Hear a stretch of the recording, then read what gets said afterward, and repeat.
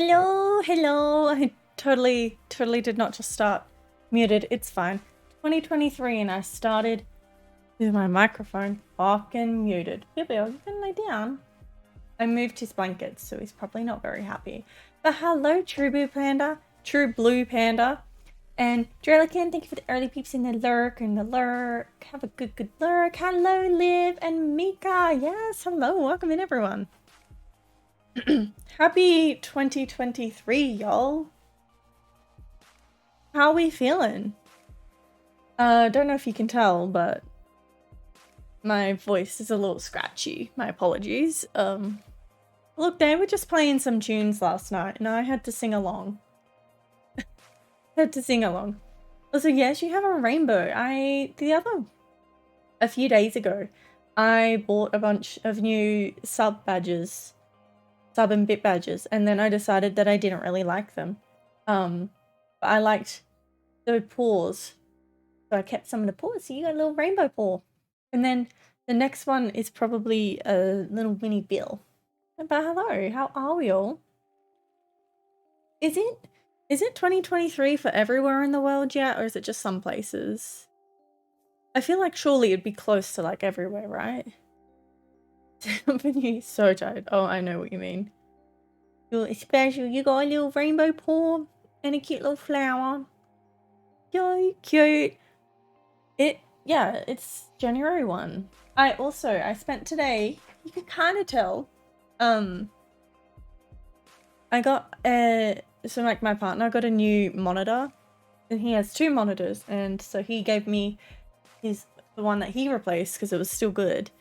And so then now I have 3 monitors, and I bought a monitor like arm. So I've kind of switched up I've got 3 monitors and I've sort of switched it up. The arm doesn't seem to be working real well. But yeah, bear with me. It's like slightly different angles. I've moved everything along as well. I'm just really confused. Yeah. Did anyone do anything for New Year's last night, or did we all just chill out? Oh, I will say, that's what I gotta say. It is the last day that you can vote in grassroots. So definitely make sure you go and vote for your favorite Australian and New Zealand creator, because that is an absolutely amazing. Nominate. That's an absolutely amazing opportunity, and it would be amazing just for anyone, honestly. Like, I've voted for quite a few people, including myself, so the details are there if you want to vote for me. But yeah, it'd be so super cool. Just saying. Boyfriend took me out. Oh, that's so cute. Oh my goodness. That's so cute. Oh, that sounds so sweet. My goodness. How incredibly cute. That is actually really nice. I just went to the pub. They had like a DJ and stuff, and it was kind of cool, but you know, it's Tom Price living. Oh.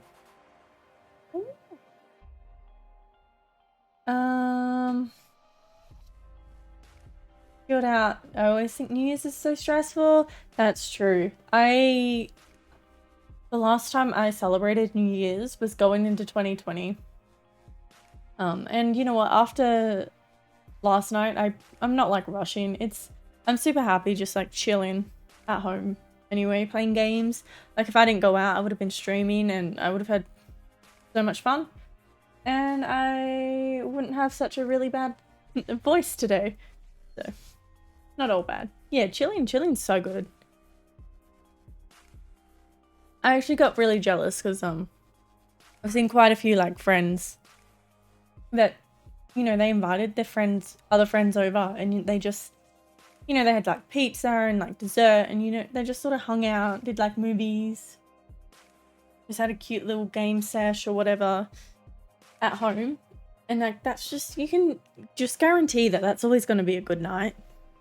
Like, you don't have to worry about other people being dickheads or getting home. Getting home's the worst.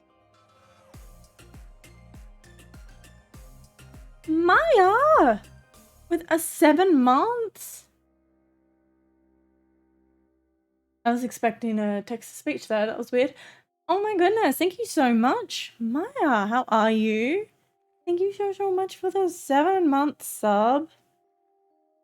Yikes. That's true, actually. Like, I feel like a lot of people found me, like, January, February last year. Right? So, like, we're gonna come up to some, like, big numbers, I think. Oh my goodness. Let me put your name... Oh, sorry. Let me put your name on the board. You have a tummy ache? Oh, I'm sorry to hear. Sorry to hear. I hope you can have some rest. That's not good. Have some rest. What am I... Is to become mentally more stable, because right now... Definitely. I think that's a very, not popular, it's just common, I think, sort of New Year's resolution. I know a lot of people, you definitely have to focus on your mental health, and yeah, I know a lot of people are doing that. Yeah, that's one of mine too, yeah. 100%. 2 years? What? What? No way. Mika too? Oh my goodness, so close to... Oh my god, so close to a year. I put Maya's name on the...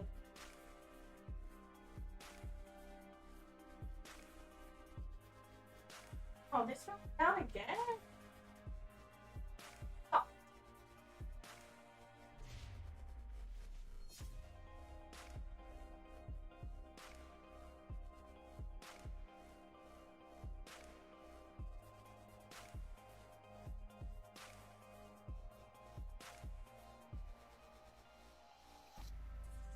Oh my lord. Yeah, see, so many 11 months. What the heck?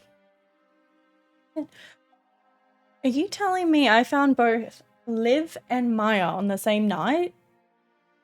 What a lucky stream that one was. What a lucky stream that one was. What else was I gonna say? This is also my first stream that I'm recording, and I am recording, I'm making sure. That I will be uploading my VODs to a YouTube channel. It should be on that link. Yeah, I'll be uploading my VODs so that you can watch later and that kind of stuff. And yeah, it is there. Cool. So if you wanted to go check that out. What a good 2 hours, I know, right? That must have been a great stream. Most definitely. But tonight, what we are doing is just chilling out. We're not playing Sims because I just felt like I wasn't gonna have the energy. Thank you for the early peeps. I felt like I wasn't gonna have the energy, so we're playing When the Night Comes. Let me bring it up on Steam. Let me describe it. This was a recommendation from... Where do I find the about? This was a recommendation from Hello Yini, who we love. It's a queer, narrative-driven, supernatural visual novel where you can, like, date and it gets really, like, flirty and stuff. It's super cool. Playing Sims, I'm trying to... Ooh. I've not done the detective career in so long. So I remember trying to do it and it wasn't working. Typical, right? Typical Sims 4, get to work. Oh yes, check your pink. Ugh. That's not too shabby. It's not too shabby. Oh. So what a way to start the first stream of 2023. I know, with a sub from Maya. Didn't work. Yeah, exactly. It was like, you know, the suspect's a blonde person and there was only one blonde person and it wasn't them. I was like, fuck this then. Ooh, you need to work on your pink, Liv. Okay, so for this game, you play as a renowned hunter, a creature slayer who has been called to the quiet, strange little town of Lunaris to assist the local enforcers with an investigation into a series of unsettling and unexplained supernatural murders. Immerse yourself in the world of witches, vampires, demons, and lycans as you slowly unravel the dark mystery. So it's like it's, you know, a mystery. We're solving a mystery. We're being a detective. And then also, there is six individual romances and 2 polyamorous pairings. So if we wanted 2 partners, like we wanted to be in a polyamorous, like 13, like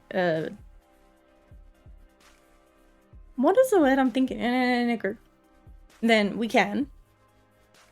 We got pronoun selection and a full LGBTQ plus cast. And multiple endings, good and bad. So I'm really excited. It seems really, really fun. Snap Detective. Just, yeah, exactly. We're just doing the same, but not doing the same. You're going to the cinema. What are you seeing, Maya? What are you seeing? Oh, so yes, you must be feeling a bit blue, Liv. Yeah, what are you seeing? I don't even know what movies are out at the moment. Is there anything good? Let me just...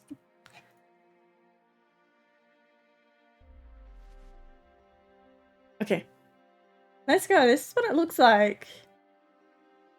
Puss in Boots. Let's go. That's such a cool movie. I love Puss in Boots. He's so cute. And funny and just, oh, so... Chef's kiss. So yeah, these are the people you can romance. They're looking kind of cute. It's got a new game. It sent you to the police station. Oh my god, it seems like it might be working. It's got, you're in a luxury. Oh my god, one of those hell fancy ones? That's awesome. God, you live in the dream. Alright, so Alia, safe? Also, let me know like how the music is. I feel like the music's gotten a bit louder. Has it? We did pay for bill. Yeah, the reclining, just stop it.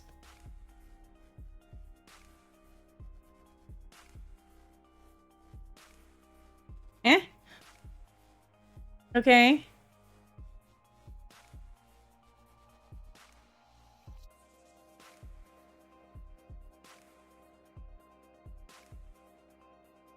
Whatever. Let me just do the setting.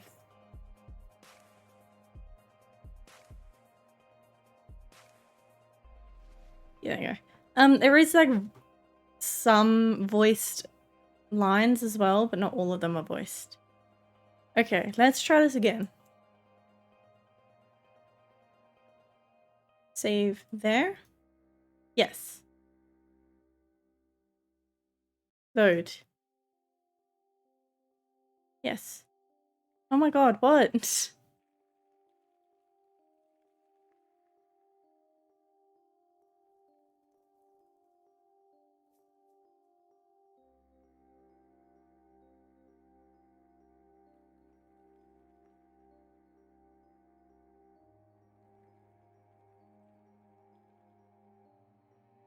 Let's just go to main menu. Yes.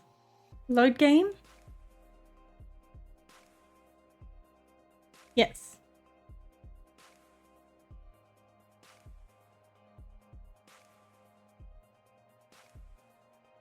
What am I meant to do?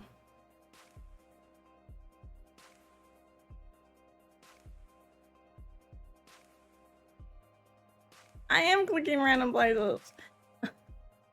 English, which is unusual for... Really? Oh, that's cool. I mean, it makes sense though, doesn't it?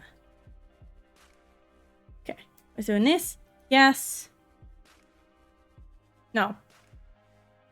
No.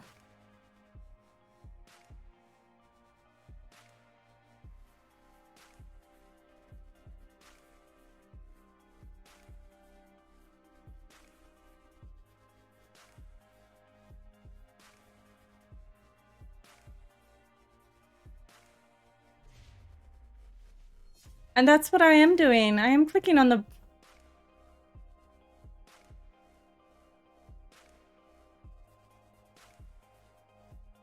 Oh.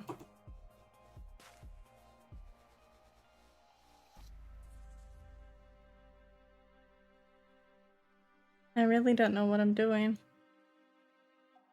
Why is this difficult already?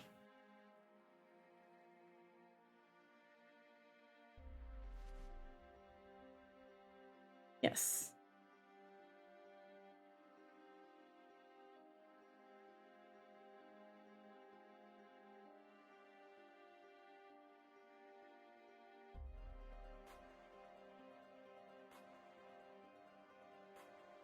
After I put my name, oh. Why do you need my surname? Thanks, Maya. Why my surname?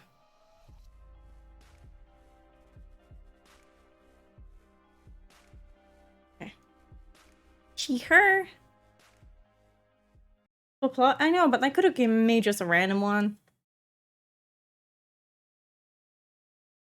I have to click on the computer to travel. Oh my god. Surname Billy? I thought of it, but I was like Pink, probably. Because what if I get a pet? My pet's name's then gonna be Billy Billy? Could be. You've been selected for immediate transfer and are authorized to report to the enforcement headquarters in Lunaris, Escria? Please find your mission information and all relevant documents enclosed. Once the information has been digested, we order that the documents are promptly destroyed. This information is highly classified, as are all details of your relocation. Upon arrival, please report to General Augustus Willenheim. Yeah, double Billy, older Billy. I arrive in Lunaris at dusk. Look at how fucking cute this is. Love. Oh my god, it looks so romantic. I've been traveling for days. My seat. Oh, for fuck's sake, I can't even read. My feet are sore, my eyes are tired, and all I can think about is how much I need a damn good sleep. All the money for Bill. Bill deserves so much money. I'm a hunter, and I've been called here by the Lieutenant General of Esquire to lead an investigation. Then the matter is apparently urgent if the rapid way in which I've been summoned is anything to go by. The things that you hear about in ghost stories and fables are all real, and it's my duty, my purpose, to protect humanity from those creatures that go bump in the night. Yeah, look, I'm actually really scared of those creatures. There have been a series of particularly violent murders here in Lunaris lately, and the local enforcers, the agency that oversees us, can't seem to put their finger on who or what the culprit is. I was the most skilled hunter general in the previous town I was assigned to, but I eagerly welcome the change of scenery. Even if it does involve murder and a healthy dose of existential dread. I feel like everything involves a healthy dose of existential dread. That's good. So as I sink further into the town, the feeling washes over me. It's making me wonder if I made the right choice. As if I even really had one at all. Our lives are bound and I live to serve. As hunters, we're the only ones equipped to deal with such monstrosities. Plucked from our families at a young age, we're told that we hold incredibly rare talent. Not only in passing the secretive initiation that gifts us with keen senses and empathic skills, but also in possessing the mental fortitude, intellect, and obedience necessary to ensure our effectiveness and loyalty. Ooh, obedience? Okay. I steel myself and wander aimlessly through the unusually narrow streets, unable to focus on much else other than the thought of a warm meal and comfy bed. The only thing that distracts me from such thoughts is the way the sky begins to turn an inky, infinite black. Wisps of mist swirl around my ankles, seeping out from every crack and crevice. Flickers of magic are present within the smoky trendles. and I can't help but wonder if my mind is playing tricks on me. I turn a sharp corner and see people running, scooping up small children, scrambling to get inside. I hear the sound of doors slamming and locking, echoing off the crooked stonework. Well, this doesn't sound like welcoming. Curtains are drawn, windows are closed, and then darkness, the abnormal kind. Although the stars are shining brightly at a glance, the crescent moon hangs low, neither offer much light. It's unsettling to say the least. A chill rolls down my spine and I walk faster, my sore feet continuing their protests. The instincts that have been part of me since my initiation kick in, and I have a feeling deep in the pit of my stomach that I need to get inside and fast. I spot a mage light lantern as I head further down the street. The dull blue flame flickers invitingly in the darkness, drawing me in. Well, that's a bit spooky. I love the art though. I push the weathered wooden door open, and the light tinkle of the bell that hangs above my head announces my presence. It's empty, only very dimly lit by a few worn-down candles. The shelves are stocked with curious trinkets and jars of strange-looking ingredients and potions. And an apparently endless collection of dusty old books lines the walls. It smells faintly of incest and a little of, is that ozone? Yes, like the way the air smells just before a storm. Like lightning. I hear footsteps and turn to find the owner, and I'm taken aback by the figure that appears behind a pair of well-placed curtains. I was just closing up, but can I help you? Well, that was a voice. Oh my god, we definitely need the voice to be louder, please.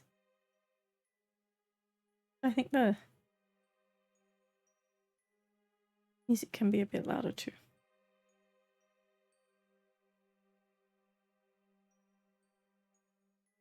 Yeah. I'm sure you could help me. Wide eyes burn into me, brighter than the clearest of emeralds. They're very pretty eyes. His aura feels distinctly magical, and I'm very aware that I'm looking at a witch, a powerful one at that. Yeah. It's definitely what was going on in my mind. I'm sorry to intrude, but I appear to be a little lost. I'm looking for the tavern. His gaze falls to my weapons and my sash, his cheeks darkening as realization sets in. Are you the new hunter? I offer him a wry smile. I don't know how to pronounce that. Is it that obvious? He returns my smile, and I can't help but feel welcome. At home, even. No, I'm not. I'm not a hunter at all. I don't know what you're talking about. I would never. Hunting's bad, right? Oh, just a little. It's lovely to meet you. The town has been alight with gossip about you this week, you know. My name is Ezra, by the way. Is that loud enough? Can you hear them talk?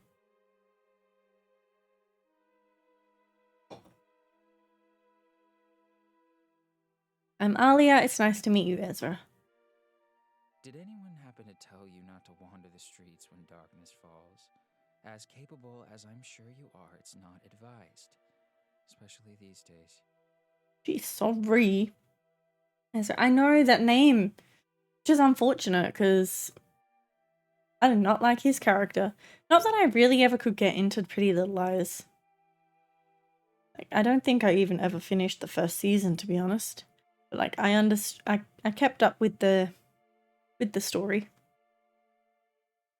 I shake my head, still a little out of sorts from the long journey. Then, much to my embarrassment, my stomach decides to grumble loudly. Look, my stomach does that all the time. It's not embarrassing. How rude of me. You must be starving. Take a seat in the back room and I'll quickly fix you something up. You really don't have to do that. I'd better be on my way. You know such thing Okay, sorry. as too dangerous out there. Please, I insist. It's no trouble, really. Yes, sir. I can hardly refuse when he's looking at me like that. Exactly. Exactly.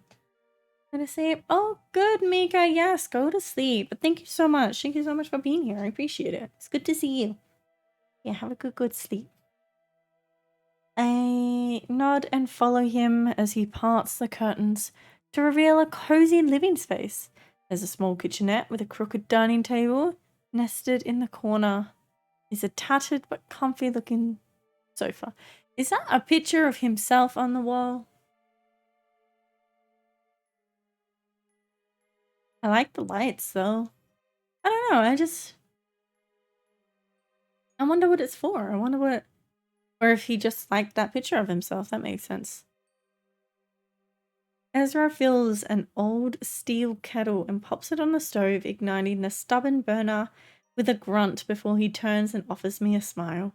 I'm just going to pop upstairs and get you some blankets. I really do insist you stay until morning. You must be exhausted, and I'd hate to send you out into the darkness Knowing what?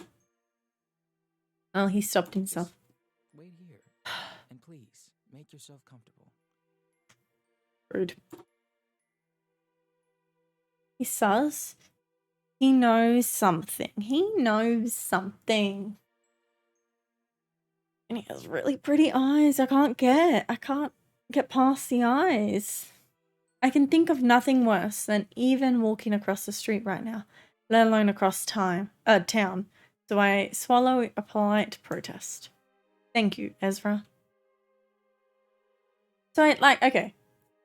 Yeah, walking around in the dark, obviously dangerous, especially when there is, we're here to hunt something, right? But also, is it really safe to stay at a random man's house that I've never met before? I don't know. I don't know. Probably not. Yeah, exactly. What's he hiding behind those pretty eyes? I'll find out. He disappears up a narrow staircase. My curiosity instantly gets the better of me.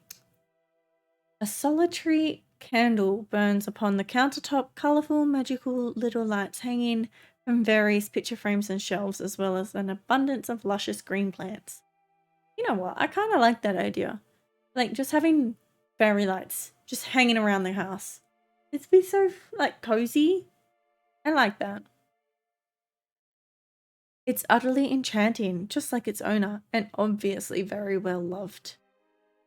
There are generous amounts of personal belongings and keepsakes littering every possible nook, and fuck's sake. And I eye a tiny dish that's overflowing with brightly coloured jewellery. Beside it sits a pile of crumpled parchment. Some of the pages are covered in an elegant looping script, and others are filled with lovingly rendered portraits. I tentatively reach for one of the sketches at the top of the pile. Why would you do that? Don't go through people's stuff. Excuse me? Excuse me? Excuse me? Mommy? Mommy? Sorry. Mommy? Sorry. Mommy? Sorry. Mommy? Sorry. Mommy? Yeah. Thank you so much, Fee. Yes, Happy New Year. Happy 2023. Not 2022. I was going to say 2024. We're not thinking that far ahead. That's not for a very long time. But thank you so much for the biddies. Thank you. I really appreciate it. How are you, Fee? How are you? The loud creak startles me. I turn as alert as I've always been taught to be as my fingers edge towards my weapon. The hairs on my back stand to attention and I immediately know there's a creature nearby. Let's go. That's when I see them. A pair of glowing, fierce, golden eyes peeking up at me from a previously hidden hatch in the floorboards. And before I can even think about defending myself, I'm pinned to the wall by a firm cold, and inherently not human arm. What? That happened fast. 2 hours. Oh no, that is not good at all. Hopefully you can get through it really quickly. Hopefully it's a good shift. Finish my case just in time. Let's go, Liv. Oh, that's awesome. Yeah. Anyway, excuse me. Oh boy. I could not be whatever the fuck I'm meant to be in this. I would just be like, yeah. Look at him. Sorry, I need a cough just quickly.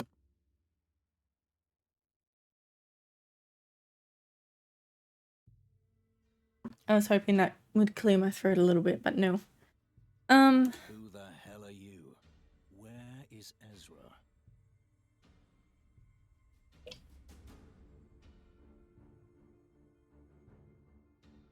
Art style is super familiar? Is it? Where do you know it from? His lips curl into a snarl, affording me what feels like an incredibly pointed view of a set of long, sharp fangs. Oh, let's go. If I hadn't already clocked his deathly pallor, there'd be no second guessing what kind of creature I'm dealing with here. Yeah, I feel like we all know what creature you're dealing with at the moment. A vampire. I know I'd already be quite dead if that was what he truly wanted, and I feel nothing from him other than an overwhelming desire to protect something or someone. Ooh. His aura is panicked but distinctly non-threatening, so I decide to relax against his hold. I cautiously raise my hands in surrender in hopes he'll stand down. We're not taught to harm creatures who have no intent to harm us. It isn't what we stand for, at least not the honorable hunters. Ah, corruption. Yeah, no, I can figure that out. Plus, vampires are the closest thing there is to humans in the demonology handbook, and I've met a few reasonable ones in my time. Emphasis on a few. Wow. He retreats a little, just as I'd hoped, just enough for me to gather my composure. Tell him. I want to tell him Ezra's upstairs. Ask him who he is. I'll just say Ezra is fine. I swear it. Those bright, disarming eyes burn into my own, a chill skittering over my skin. He looks like he's searching for something, his dark brows twitching as he studies my face, a thick scar cutting through one on the right. Ooh, that's a deep V if I've ever seen one. Oh, and is that like a sleeve or is that a tattoo? I do like tattoos. Something that looks a lot like relief settles upon his face. Can't help but wonder what a vampire is doing sneaking into Ezra's home at this hour. If you're playing tricks on me, I'll have your head. Understand? Yes, sir. I nod once, my hand still raised, where he can see I mean him no harm. I'm not lying, he's safe, he's upstairs. I tip my chin towards the staircase in the hope that he'll use his head and seek Ezra out with those impressive senses of his. He takes a step back, but he still doesn't seem to trust me. I don't entirely blame him, I know how he feels. The sound of the kettle whistling as it comes to boil distracts him and he visibly relaxes. His gaze quickly darts to the staircase, then back to me. He steps back, the candlelight illuminating his angular face. Yeah, he got some angles on his face. All sharp lines and hair as black as the night. He's otherworldly, obviously attractive in that tall, dark, and dead way. Tall? Yeah, obviously attractive in the tall, dark, and dead way. And his left arm is missing! Well, there you go. He's got like a Winter Soldier sort of deal thing going on. In its place is an advanced looking prosthetic, glowing with what looks like incredibly advanced magic. He catches me looking at it and quirks that scarred brow. Like what you see? Sorry, it's not for sale. I'm not Rocket. I don't want it. You can have it. It's your arm. I have no need for a third arm. I'm just... Ezra appears from upstairs, his eyes widen, or wide as he surveys the sight before him. Finn? What are you doing here? Finn is a good name. Oh. Finn is a good name for the vampire. Iron fingers curl around Ezra's forearm, almost as though he's just checking he's real. His prosthetic thrums brightly as if it's responding to the touch. I sense that you felt uneasy. I came immediately. Are you okay? Oh, okay. Ezra smiles, covering Finn's hand with his own to gently pat it. A reassuring gesture. The intricate patterns etched into the dark iron pulse like a heartbeat. Oh, that's fancy. Hello, Aniki. Hello, hello. Oh, really? Oh, I'm so glad. I'm so glad. I've actually kind of lost a bit of my voice from last night. So it's a struggle. So I'm really glad that you're okay. And I also struggle to read. I didn't realize there was this much reading in it. I should have figured this out earlier. But how are you, Hanaki? Welcome in.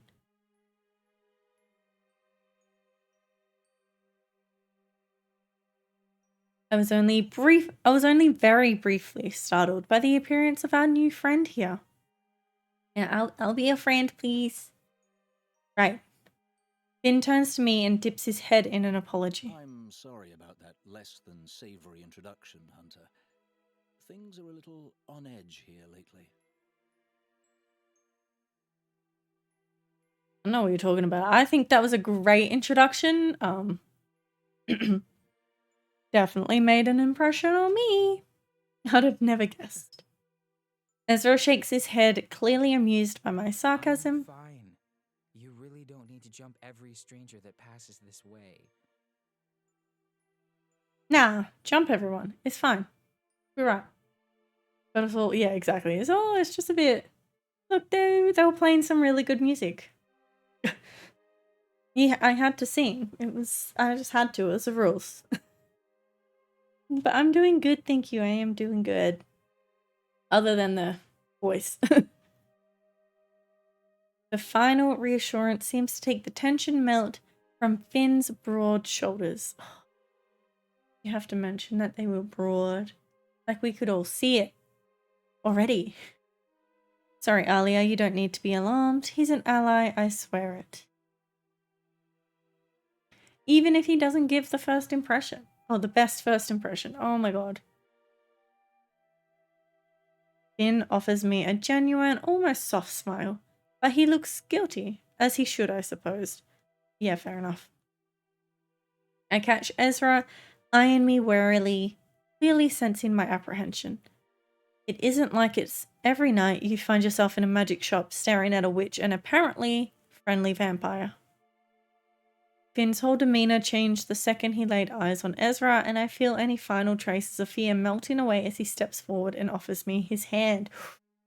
I'll take his hand. A smile that crosses his lips is mischievous, and cold fingers grip my own in a firm handshake when I reach for them. This like reminds me of like those who will you end up with? Like little stories that you used to find on like Wattpad and stuff. Where you would like, you know, you were you and you were stuck in a house with like a vampire, a werewolf, a fallen angel, and like they all loved you, like, you know, had different personalities, and then you got to like this reminds me of that, and I love it. It's truly a pleasure to meet you. His pretty eyes brush over me like a caress, his pupils dilating, and I feel myself swaying, leaning towards him, almost unconsciously.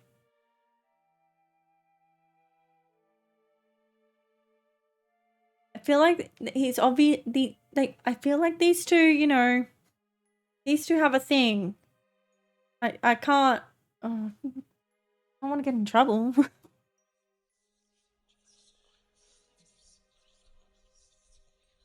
There's a soft whisper of muffled thoughts echoing in my mind, and I can't quite tell if they belong to me or him. What? It's soothing, and whatever he's doing grants me the foresight to see that he is most certainly is harmless and that he bears no ill will towards me. Something tells me he now sees I'm harmless too. Finnegan, stop that. It's not polite. Oh, he just got full named. Like, Finn closes his eyes briefly, breaking whatever connection he's created with me, and he offers me a killer smile. Literally. Those fangs are really no joke. He must be pushing at least 5 centuries. I always forget that, like, vampires are meant to be so old. I've heard of vampires enthralling their victims before a kill, but that felt more like a request to be understood. Like he wanted to show me he can be trusted. Yeah, right, the panic. You know, it's not Finn, it's Finnegan. Yes, ma'am, sorry. I'll stop that. He exchanged an almost sheepish, knowing glance with Ezra, and I quickly feel my mind clearing itself. It's interesting to see such a powerful creature wither under a witch's gaze. Yeah, look, there's a relationship here I don't want to get in the middle of. Or do I? No, stop that. I'm just checking? What are you checking for? He looks at me and our eyes lock. I nod once, appreciating that he cared enough to put me at ease. Then he's grinning again. Wickedly. Wow. A wickedly grin. What more do you want?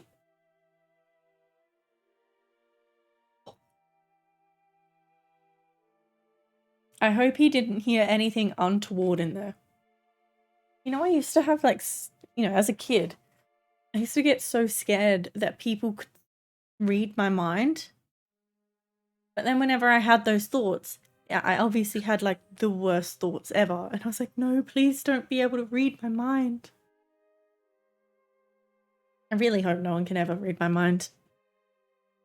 Paranoia, honestly. Anyway, Ezra fussles with the kettle, pouring me a cup of fragrant tea and offering it to me on a pretty floral saucer. Oh, that sounds so cute. Here, this will help you get a good night's sleep. I take the cup with a nod, both of them staring intently. That's a bit suspicious. It's good, refreshing, and exactly what I need. Is it poisoned? So, Alia, are you looking forward to becoming part of this ouch. Part of this what? Ezra elbows him in the ribs, throwing him a stern warning glance, and Finn flinches a little too dramatically for a big scary creature. Lovely town. Oh, was he going to say like shithole or something? Do you have any idea what you've gotten yourself into? Nope. Is it really that bad, or I like a little adventure? I don't... choices. I'm going to play it like I would play me. And I'm going to say, is it really that bad? Can't be that terrible, can it? Ezra looks at me. The way Ezra looks at me makes me feel almost pitied, concern etched on his face. Well, it's certainly not been sunshine and roses around here lately. Understatement of the century. I'll figure it out, whatever it is. Oh, I'm very confident. My clan and I are at your disposal, should you require any assistance. Oh, hell yeah. Making friends already. Oh, I mean clan? He nods, but I decide not to press him for details yet. I'd definitely like to know how many supposedly good vampires reside here. I offer them both a smile and finish up my tea. Ezra hurries to take the empty cup from me and sets it upon the table. He places his hand upon Finn's arm. Finn, Alia needs to rest. Maybe you should head home. Finn nods and Ezra follows him as he heads for the hatch. They embrace briefly and Finn whispers something into Ezra's ear. The witch grinning brightly as he pulls away. Then Finn's warm golden gaze locks with my own, and he smiles. Oh, I'm a sucker for a cute vampire. Be sure to take care. If you ever need anything, just scream, and I'll come running. Okay, interesting. He winks and my traitorous cheeks threaten to warm at the sight of it. He notices and laughs quietly, a deep, comforting rasp that I could most certainly find myself getting used to. Oh my god. Hello, Raheem! Yes! Happy 2023! How are you? How are you?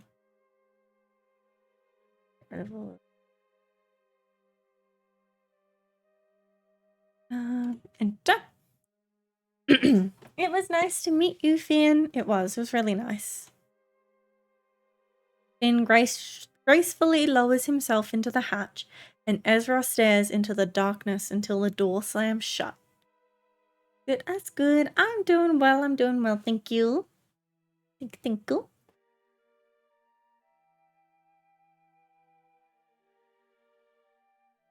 He turns and retrieves a tin of biscuits from a cupboard, offering them to me, waiting expectantly until I take a handful. I fucking love biscuits. Please don't let our apprehension worry you. I'm sure you're more than capable of getting to the bottom of all this. Some are saying the town has been cursed, but I sense something else. Something bigger. Well, that's a bit scary. Billy is getting so many pats. He's going to be at like 1,000 soon. Well, it's always a terrible night for a curse. Even though we've only just met, I feel like I can trust him. Within moments of my arrival, I could tell that something about this town was off, and I intend to get to the bottom of this mess. I have to live up to my apparently impressive reputation, right? We've lost people, good people, and the investigation seems to have just halted. We don't know what more we can do. Ugh. Look at me getting all emotional when you're probably dead on your feet and desperate to get some sleep. I like him. He's so cute. He quickly gathers himself, forcing a laugh to break the somber mood. Thank you for letting me stay, Ezra. I'll be out of your hair first thing. I stifle a yawn as Ezra turns to fuss with some blankets. I'm thoroughly looking forward to settling upon the sofa, however tiny it may be. Really, it's no problem at all. Wouldn't dream of letting you wander the streets at this hour, especially after that journey. I'll see you in the morning. If you need anything, just shout. Yes, sir.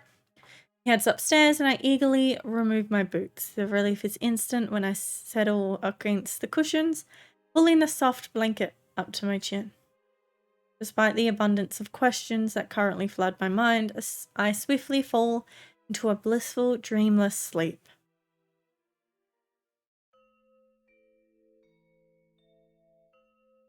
After I wake and Ezra eagerly makes more tea, I join him in the shop as I prepare to leave. I wait patiently while he deals with what sounds like a particularly difficult customer, doing my best to eavesdrop as I survey the books that line the walls. Most of them are in languages I don't understand. Yeah, I feel like now their music was a bit loud. Oops, not that one. There's a strange energy in the air, and my senses tell me that Ezra's visitor is also of magical origin. You really can't just drop by like this and expect me to have what you need right away. These things take time. That's always your excuse, Ezra. Do you not want me to work hard to save this town? Hey, but that's my job. Ezra sighs, apparently not willing to argue. Or maybe he knows he'll lose. Yeah, this person looks very scary. I like his sleeves though. I want a top like that. I already don't like the guy talking to Ezra. Ezra is like such a cute little baby. I feel like, honestly, I kind of feel like Ezra is like a brother. Taking on like the older brother role. The tall figure he's bickering with turns to look at me, and I'm caught off guard by their piercing eyes, their stare cutting me to my core. I don't know, their eyes do not look anywhere near as nice as Ezra's or Finn's, I'm just saying. They scowl, their lips pursed as they turn on a towering heel like I have a target on my forehead. Ezra looks like he's about to try and say something to stop them, but they wave dismissively over their shoulder. No, you don't wave like that. You don't dismiss Ezra. Bloody rude. Bit bloody rude, honestly.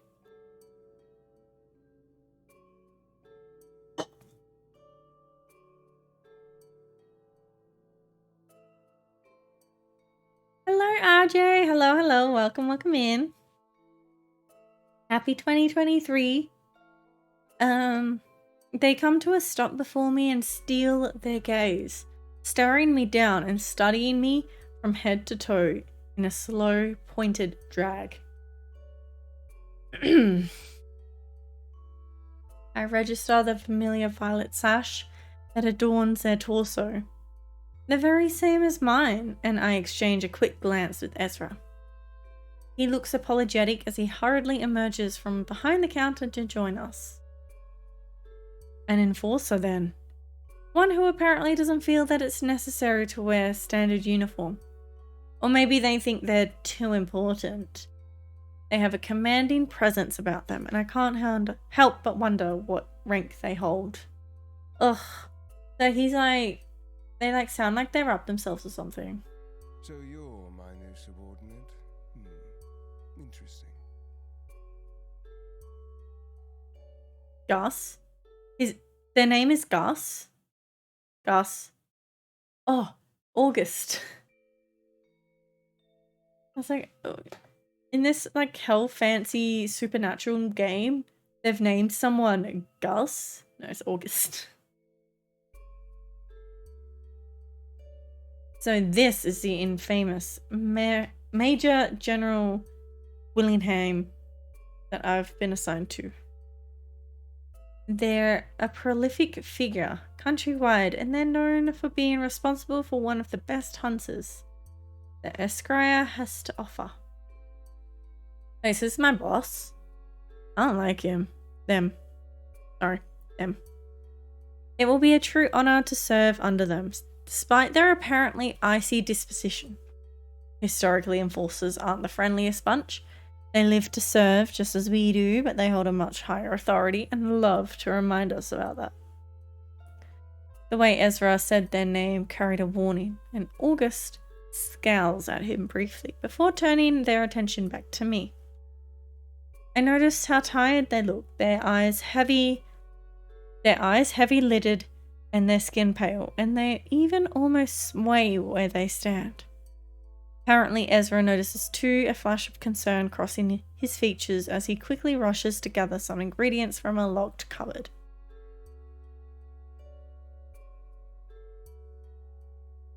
It looks like he's done this before, seen them like this before.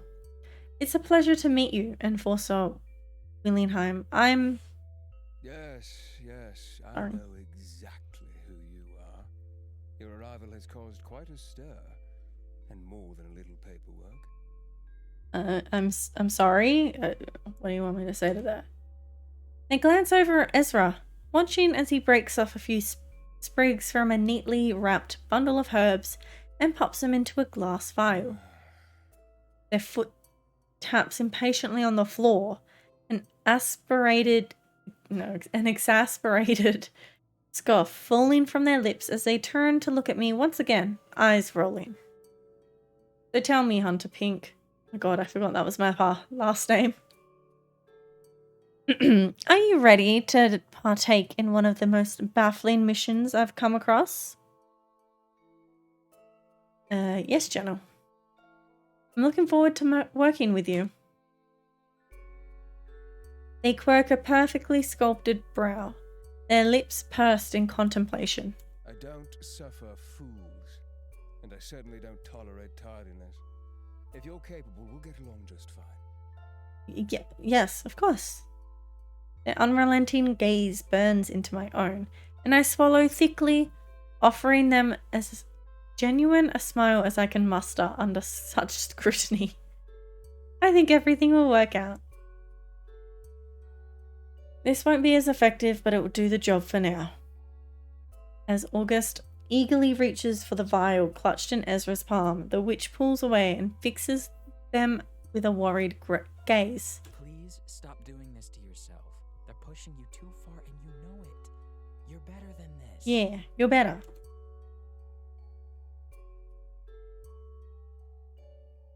Now we both know that's not true.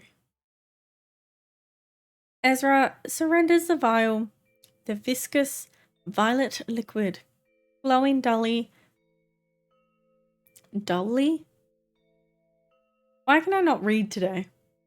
As August takes it with a trembling hand, Ezra squeezes August's fingers before pulling away.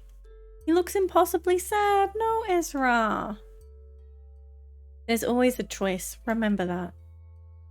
August seems lost for words, but manages to maintain their carefully crafted annoyance. Ezra is so wise. They reach for the door with yet another roll of their eyes, pausing briefly to catch my I'll gaze. see you tomorrow. Don't be late. Where? Where are we meeting? How am I meant to know? Okay. August is missing. Yeah. I think so.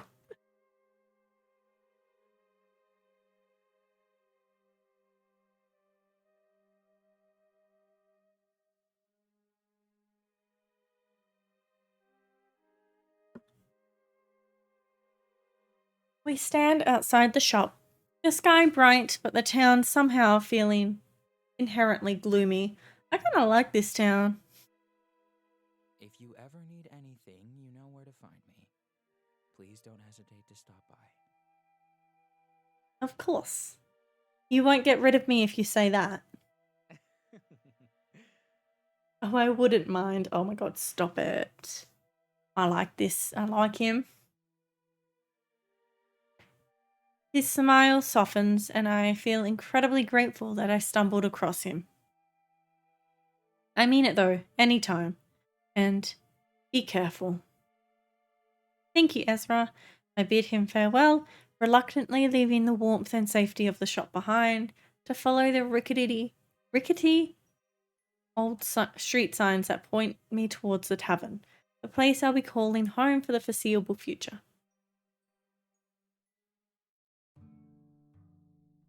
The tavern is bustling and full to the brim with red-faced patrons. The tables littered with empty tankards. It's only 9:30 in the morning, but clearly this town likes to drown their sorrows, even if the sun has barely risen. Well, I mean, that does sound like where I live, so. Just breakfast beers. I don't know what's wrong with that. I'm kidding.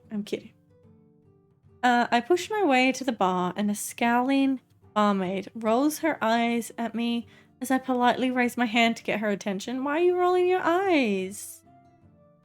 What? I have a room here. Could I check in, please? She promptly rolls her eyes again and ducks beneath the bar, reappearing within a few seconds, looking even more pissed off. Why? I'm sorry for asking. Like, you to do your job. My bad. Breakfast beers. What is that?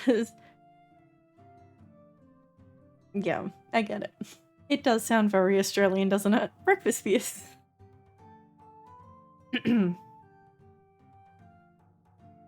I couldn't imagine, like, other countries doing breakfast beers. Room isn't ready until 2. You'll have to get a drink or make yourself scarce. Okay, yes ma'am. I muster a polite, albeit forced smile, turning to find a table, but I find myself face to face with a striking, scowling woman who appears to be blocking me entirely on purpose. Hello? So this is the famous hunter that's taking my place then? Oh, I didn't think I was replacing anyone. I'm so sorry. You don't look like anything special to me. Come to gloat, have you? Rub it in my face. I just wanted my room. Nice to meet you. She looks taken aback, clearly not expecting me to be polite. And she quickly straightens up, her features softening, kind of. I know exactly who you are. Yes, ma'am, I'm sorry. I'm Piper. Piper Merriman. You just have such a pretty voice. I'm the formal general. I was leading this investigation until you came along. Well, sounds like you failed, honestly. I had no idea. I just go where I'm ordered. You of all people must know that we don't have much of a choice. Her gaze drops to her hands. Starzy Rose, thank you so much for the follow. Welcome in. I hope you're doing well. And she picks at a non-existent piece of lint on her trousers.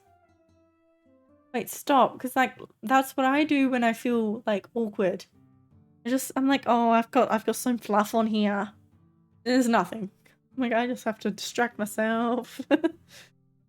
Hello, welcome in. I'm Starzy. Have you played this game or have you heard of When the Night Comes? Yes, well, I do know that, I suppose.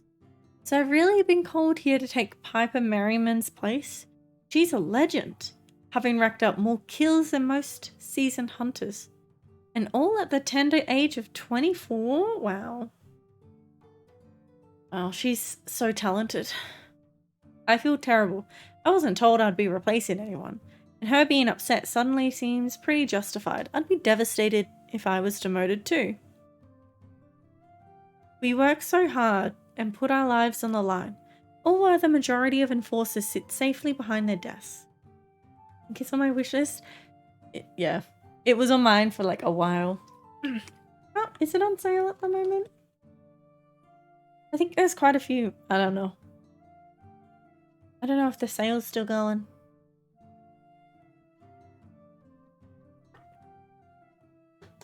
I'll take any excuse to flirt with vampires and witches and stuff, hey?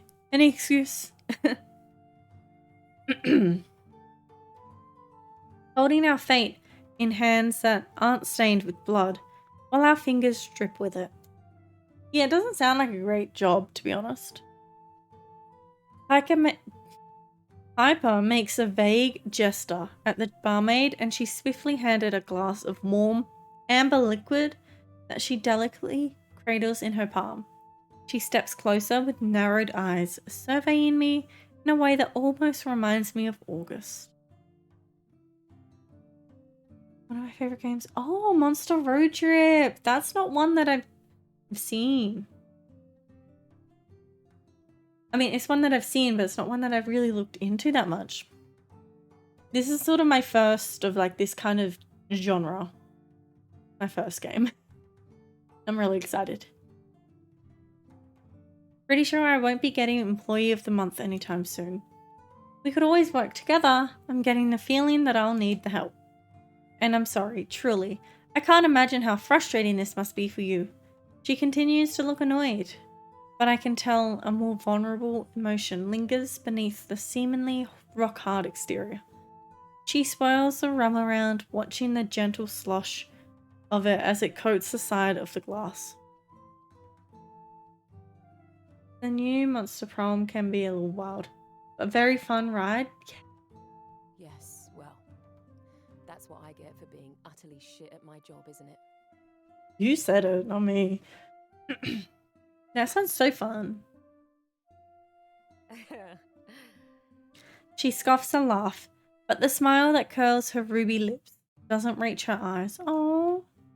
Anyway, I'm sure I'll see you in the field. I'm not totally useless, apparently. Just have me doing the awful jobs, the stuff that doesn't actually matter. What a waste of a perfectly amazing hunter. Enforcers. Just a bunch of pencil-pushing wankers. I stay silent, sensing that she might need someone to vent to. I've been there. Our job can be hard, and not just on our bodies. can see I'm boring you. You're not boring I'll me. just be over there, continuing to drown my sorrows until Willenheim summons me. They're such an asshole. I huff a laugh, covering my mouth with my hand in a poor attempt to stifle the noise, but she seems briefly amused by my reaction. She offers me a thoughtful glance, then sighs loudly. Don't take any shit from them, okay? Yes, ma'am. Come and see me if they bother you. I'm not afraid to stick my boot up their backside. Again. Let's go. I like Piper. Anyway, I'll see you around. She doesn't wait for me to respond, and with a flick of long chestnut hair, she's gone. I spot her disappearing into the heavy crowd that is mulling about in the corner. Center of the tavern, a crowd that's apparently pretty pissed off about something. I decide to investigate. Might as well get stuck right in. What could possibly go wrong? That's exactly what everyone says. Just before something goes wrong. I push my way into the crowd, and what I find both baffles and amuses me. A lichen, a hybrid lichen, sat smack bang in the middle of the tavern, arms folded across his chest. He has a smirk plastered across his scarred lips, his wolf ears twitching dismissively as the townsfolk hoot and holler at him. The lichen doesn't seem to care and grabs his drink, taking a deep swig. My first impression is that he's perfectly harmless, even if his cockiness is almost a palpable aura. As I take a step closer, however, I can see the scars he bears. A seasoned scrapper then, not shy in the least and eager to stir up the ire of authorities or other creatures. He spots me then, his scarlet eyes flashing, then he's kicking out the chair in front of him, gesturing for me to sit down. Either he's bored or he's got something to prove, and I find myself being watched by the eyes of every tavern goer. What could he want from me? They're all waiting to see if I'm going to oblige the object of their disdain, and the tavern falls deathly silent. As I take a seat, the crowd slowly begins to disperse, though their eyes stay firmly fixed upon both myself and the lichen as they return to their respective seats. They're lucky I kept my cool. Wouldn't you say, Hunter?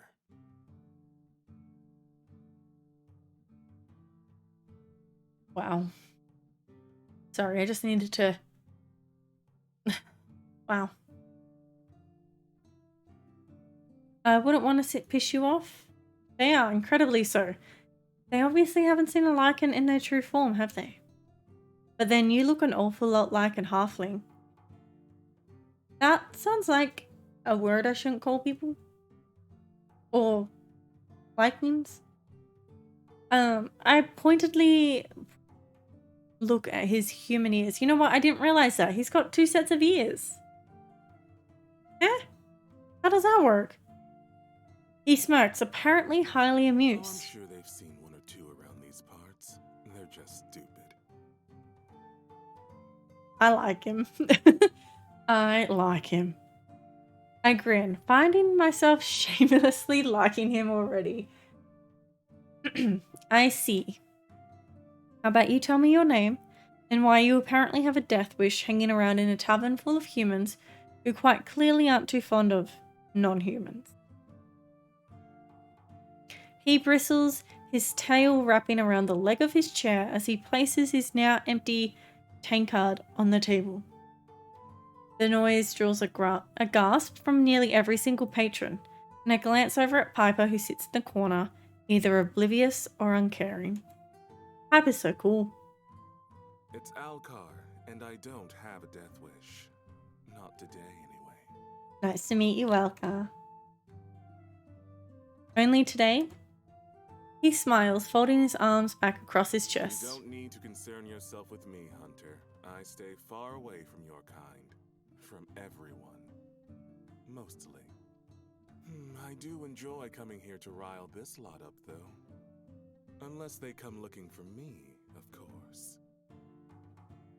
He glances over his shoulder, catching Piper's gaze. She flips him off, Then he turns back around to face me, his shoulders shaking with laughter. What? I'm sure you'll grow to despise me in time. Just like every other idiot in this hopeless town. I'm not an idiot. He stands and all the patrons stiffen. It's so quiet you could hear a pin drop, but Alcar merely rolls his pretty eyes and flashes me a sharp grin. He looms over me, close enough that I can smell the earthy, distinctly petrichor scent of him. I don't know what that word is. If my advice is worth anything to you, then trust me when I say to trust no one. Except I already trust, like, 2 people. Well, a witch and a vampire, so. Yeah, other than them, yeah, fair, yeah, 100%. Even you? Especially me. Oh, okay, sorry. Goodbye, Hunter. I watch him leave, feeling everyone's gaze still fixed upon me. I compose myself and offer them with a smile, as genuine as I can muster from such an odd encounter. I glance at the clock and it's only 10:30. I have some time to kill. Town is very, very small, and it takes me less than an hour to walk it from end to end. On my travels, I find myself drawn to the cemetery, and the scent of the blood is thick here. What? That would be because this is the site of the last murder. I come across a patch of scorched grass. The earth around it is trampled by the boots of enforcers and hunters alike. The remnants of a crumbled gravestone are littered around the perfect black outline of a body, and I take a deep breath, crouching down to skim my fingers along the edges. What do you see, Bill?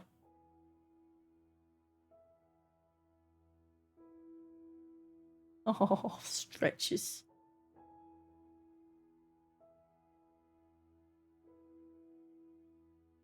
I close my eyes and try to picture it. What happened to them? But it's hard to truly see, knowing how stark the darkness is here. It's a blur, a mere memory, but I feel terror. They were so scared, utterly alone in their final moments. Well, this is really sad. But something sticks out to me over all that fear. I'm sorry. I love you? The words hit me hard, my chest aching, and I feel an intense longing. I feel love. The powerful and unconditional kind that snatches the air from your lungs. I take a deep breath and force myself to stand, trying to shake the feeling. I'll find out who killed you. I'm startled by the sudden sound of heavy footsteps, my hand hovering over my weapon. I look around frantically, on guard and ready, and then a striking figure appears.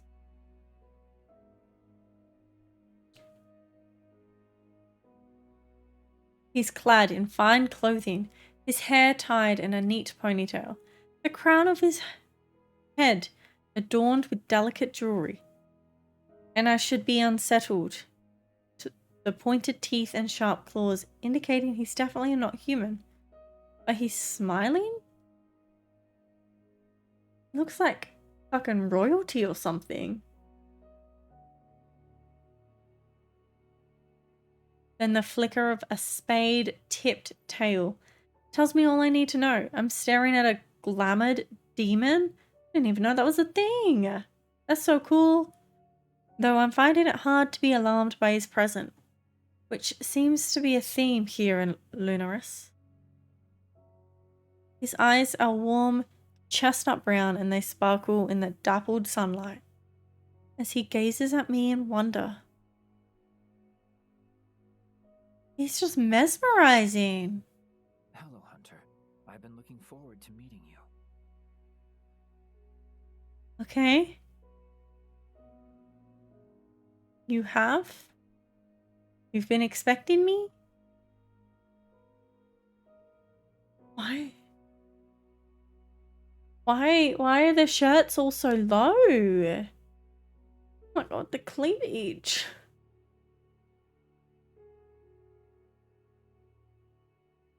I watch as his cheeks darken, his gaze drop into the grass. Well, people talk and I listen. And they've done a lot of talking about you. Me? I hope I didn't scare you. What'd they say? Well, he's certainly not like any other demon I've encountered. They're not trying to kill me part helps. You didn't. It's okay. You're sure? I've gotten used to startling people. He's so kind. Like, so sweet. I promise you that I've seen scarier. Oh, look to go. Okay, sorry. Jesus. Oh, I'm certain you have. His aura is calm, if not a little skittish, and I decide he's probably more scared of me than I am of him. He's still hard to read though, and that's frustrating. But not necessarily alarming. What's your name? The demon exhales sharply, apparently relieved that I'm making conversation, rather than drawing my weapon. It's Omen. Omen? You've got to be kidding me.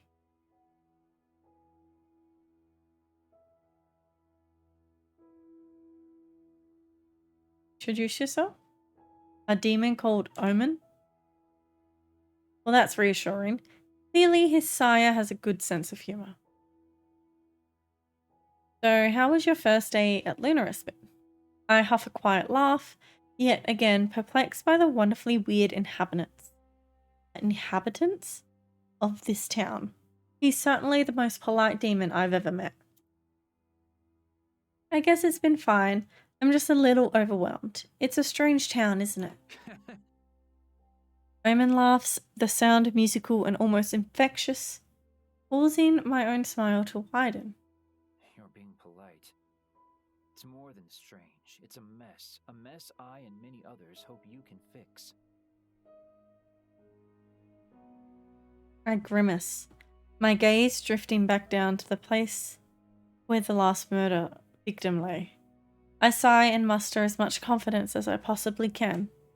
I can do this. I can solve these murders. Absolutely no pressure then. Omen shrugs playfully. No pressure at all. Welcome to Lunaris. Lunaris. Lunaris does sound prettier. Be real time. Not what I wanted.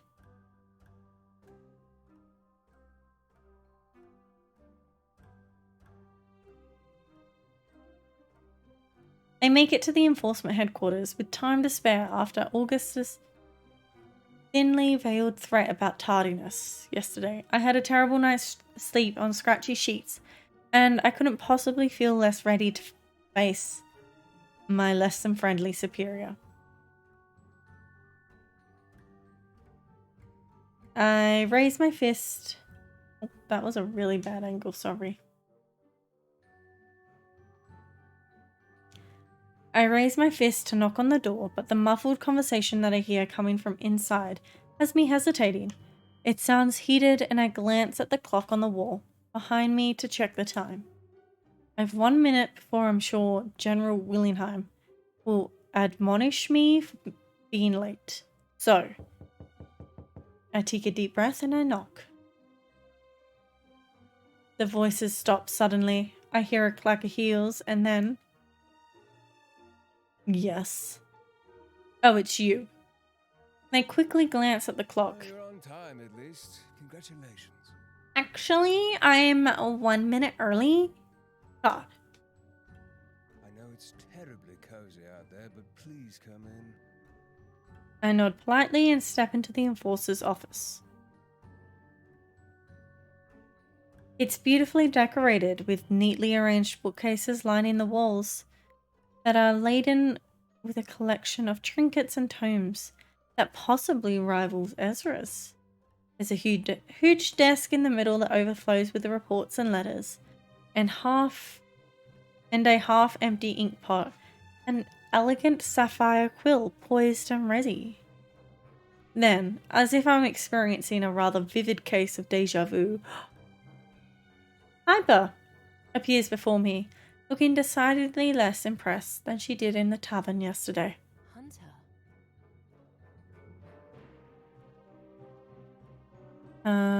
Nice to see you again.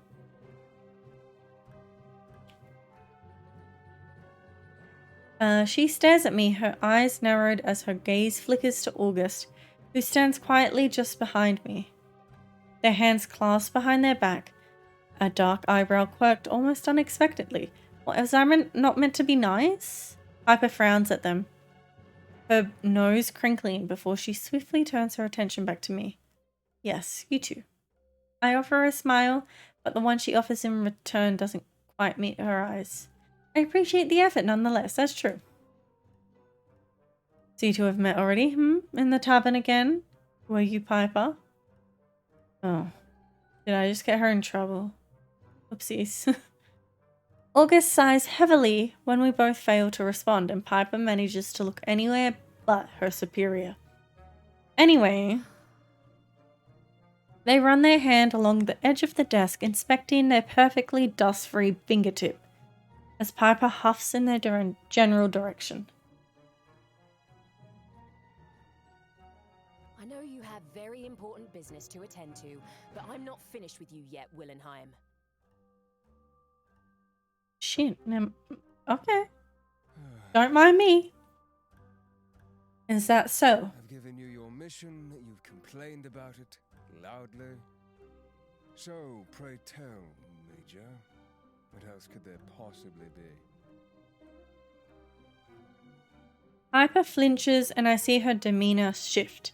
Her admirable determination with withering and dying as that word rolls off August's tongue. August's tongue? A harsh reminder of her demotion, and one that clearly stings. I wonder if I'll ever get the chance to ask her about it, to finally know exactly what she did that warranted her being made such an example of. Nice, August. Really nice. You could quite literally cut the tension here with a dull-bladed dagger. It's not awkward at all. We have a meeting, General? August sighs, glancing at Piper almost guiltily. Guiltily? That sounds right. But the sorry expression fades as the second she meets their gaze. Yes, we do. Is that everything for today, Merriman? Is it I wasn't asking? But you just did. They take a deep breath, pinching the bridge of their nose between their forefinger and thumb. You're dismissed for today. They stare each other down, and I wonder how the hell they managed... No, serious, shh, go away. How they ever managed to become one of the most successful elimination teams in all of Escria.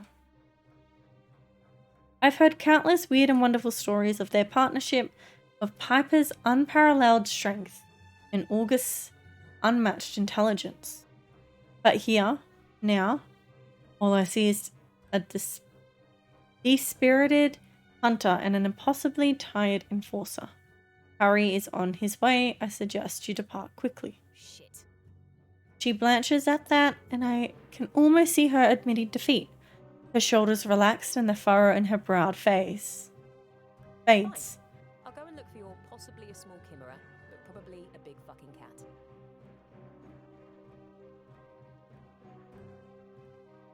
One day you'll have to stop punishing me, you know.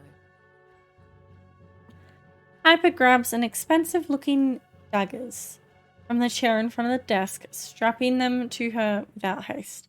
She pauses in front of me, and those dark eyes soften as she meets my gaze. Oh, she likes me. See you around, Hunter. Enjoy your important meeting, and remember what I said. Foot. Ass. Yeah, of course. She chances another glance at August, and they suddenly become very interested in studying their perfectly manicured nails.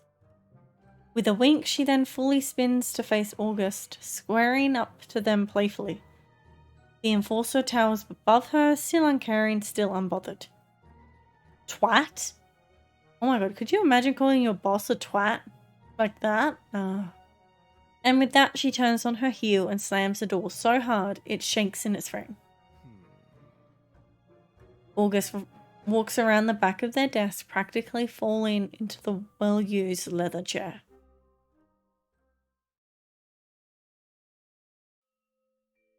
I scan the piles upon piles of paperwork that litter the surface, taking in the countless reports and letters, scribbled diagrams, and gruesome drawings.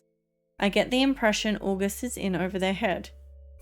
The disorder of all this information makes my fingers twitch. They watch me carefully, stifling a yawn with a trembling hand.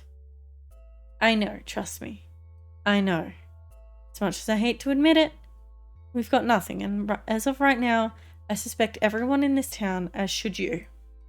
Though I may not really know them just yet, I sense that this kind of vulnerability I'm seeing is rare. August doesn't strike me as the type to admit defeat so easily. And something more serious than the usual stress of the job seems to be lingering under the surface. After what I witnessed back in Ezra's shop, I can't help but wonder what they were like before this. The way the young witch looked at them. It was a pity. Ezra pitied August. August huffs a quiet laugh and relaxes back in their chair, and for the first time since we met, they seem to let their guard down. I don't know why Harry decided you were the right person for this job above all others, but I trust him implicitly. So, whatever plan he has for you, we had better make it work. They pause, staring me down with those ice blue eyes. Now, are you ready to begin? Yes, let's go. What's the heart do? I felt emboldened as that piercing gaze pours into me, something twisting deep in my gut. I lean forward in my chair to make sure they see me. Really see me. I can't wait to see where our partnership takes us. General Willingham? August presses their finger to their lips, praising me. Oh, really? I think we can achieve absolutely anything if we truly want to. Oh my god. Oh, that sounds so weird. Though they're clearly trying to hide it. I see their lips twist into a sly grin. And you state this after knowing me for a mere day and a half. How bold. As a cat, thank you so much for the raid. Oh my goodness. Thank you, thank you, thank you. Let me give you a shout out. What were you up to? You were playing Cult of the Lamb. Tell me all about it. How was it? Did everyone worship you?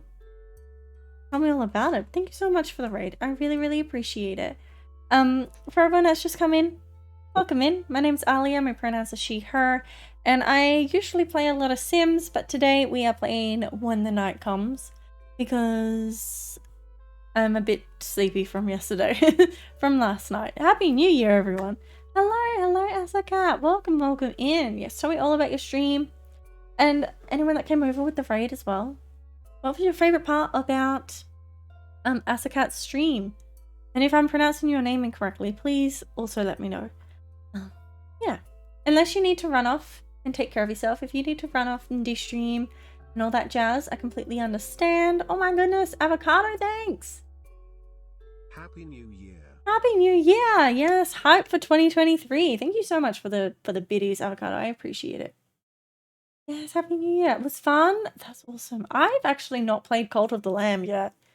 I've watched people play it and I'm in some cults, but I've not played it myself yet. I should get on that. Definitely get on that. But yeah, if you need to run off and take care of yourself and de-stream, please do. But if you want to stick around, would love to have you here. And that goes for everyone that came with the raid. Make sure you take care of yourself. Yeah, thank you so much. Yeah, we're currently playing When the Night Comes, which is like we're like a little detective, and there's all these supernatural creatures that are really fucking hot and attractive and take my breath away, and it's really fun so far. I'm only like an hour or so. Oh my god, an hour and a half into it, but you know what it is. It's fun. That's what I love. Is it like the Twitch integration? Seems really fun. I love it when people do that, or games sort of have that. Just adds a bit of extra immersion for the viewers. It's so fun. It's also fun. Sorry, I just had to get back into the game. This is August. They're my boss. everyone in this game has like really low cut shirts. Like, we're showing a lot of cleavage in here, you know? And I'm so okay with that. I'm so okay with that. I know what I'm capable of, and you're quite prolific, you know. Their long, dark lashes kiss the tops of their lightly flushed cheeks, and a pretty shade of dusky rose painting their pale skin as they lean in. Are they blushing? Closer, closer, close enough for me to see the flecks of violet that swirl at the outer edge of the impossibly blue irises. Oh my god, this is very close. I do like my bubble. August is magic, overflowing with it. It pours out of them in waves. I can feel it deep in my bones and settling upon my skin. Yes, thank you for the lyric. Thank you. I really, really appreciate it. Call it a gut feeling. A quiet, careful laugh, and suddenly they don't look quite so tired anymore. I suppose you hunters hold quite the advantage over me with your gut feelings, don't you? Yes. August tilts their head. Excuse me. Their face doing something strange, an expression too quick to catch, appearing before they settle back into that implacable ease they've mastered so wonderfully.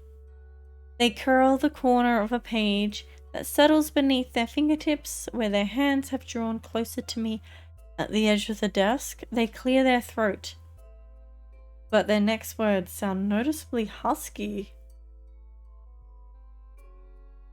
Regardless, I do hope you're alright. I do hope you're right, Hunter Pink. They pause. I was like, oh my god, did you pass out? That must have been a good nap, though. I'm glad you feel better. Glad you feel better, Maya. Sorry. Rather, I look forward to testing your theory. I smile, genuine and warm. Me too, and please, call me Alia. We're gonna be partners after all, aren't we? It's very well, but you will still call me General. I laugh, but not in agreement. Of course, General. Now that I don't know, now I feel weird. I hear footsteps in the hallway, and August quickly rises to their feet. They straighten their clothing and tie their sash a little tighter. They follow their lead and move to stand by their side. My heart hammering triple time in my chest as those footsteps draw nearer. Are we getting action already? There's a distinct clang of metal, of armor and heavy boots. Then the door swings open and an imposing figure enters the room. His gaze flickers between me and August, his expression stern and almost emotionless. Who is this? I've heard many tales about Harold Addington III, and as he stands before me, I feel a certain sense of pride that he would choose to summon me to deal with such a vital case. He's adorned in the standard enforcer colours of black and gold, but his outfit is far more regal than any of the other high-ranking officers I've seen. A wide smile breaks out across his scarred lips, and he pulls August into a tight embrace, a deep, comforting chuckle rumbling his chest. Old friend, how the devil are you? It's been a while. Too long, I say. He pulls away, still firmly holding onto August's shoulders. You look exhausted. Have you not been sleeping? August offers him a wry smile as Harry drops his hands. I'm trying to sleep. Does that count? Harry throws them a look, something stern but edged with a certain fondness. One that a father might give to their child. Look after yourself, Augustus. Sir. August nods once, still smiling as Harry turns to stand before me. Hunter, It's such a pleasure to meet you. I can finally put a face to all those impressive reports I've read. He offers me his hand and I eagerly take it. It's a pleasure to meet you too, Lieutenant General Addington, sir. He smiles warmly, keeping his grip on my hand, his other holding my forearm. Harry is fine. None of that formal nonsense. If we're going to be working together for the foreseeable future, we might as well get familiar, wouldn't you agree? Yes. Of course, I mean Harry. He laughs and I feel incredibly relaxed in his presence. Now let's get to business, shall we? August hands him a standard issue file sealed with wax bearing the Scarlet Enforcer album. They watch me carefully as Harry breaks the seal, a heavy sigh falling from his lip as he quickly scans the report. He closes his eyes, handing me the papers back to August before he turns his back to us both. I need to go to the bathroom. I'm thinking we might kind of quickly do it here before we get into anything. So I am going to play some ads. It just disables ads for the next 30 minutes and you aren't missing anything but my right back screen. Yeah, give me a couple of minutes and I will be right back. Just take this opportunity to grab a drink, grab a snack, go to the loo yourself, stretch your legs, all that jazz. But yeah, I'll be right back.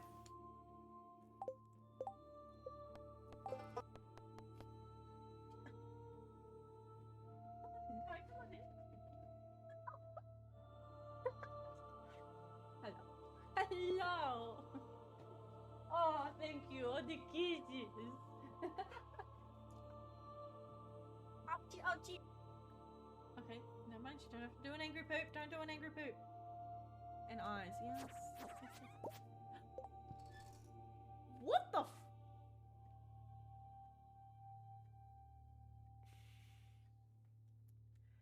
Did I just get a prismatic shot from a blue slime?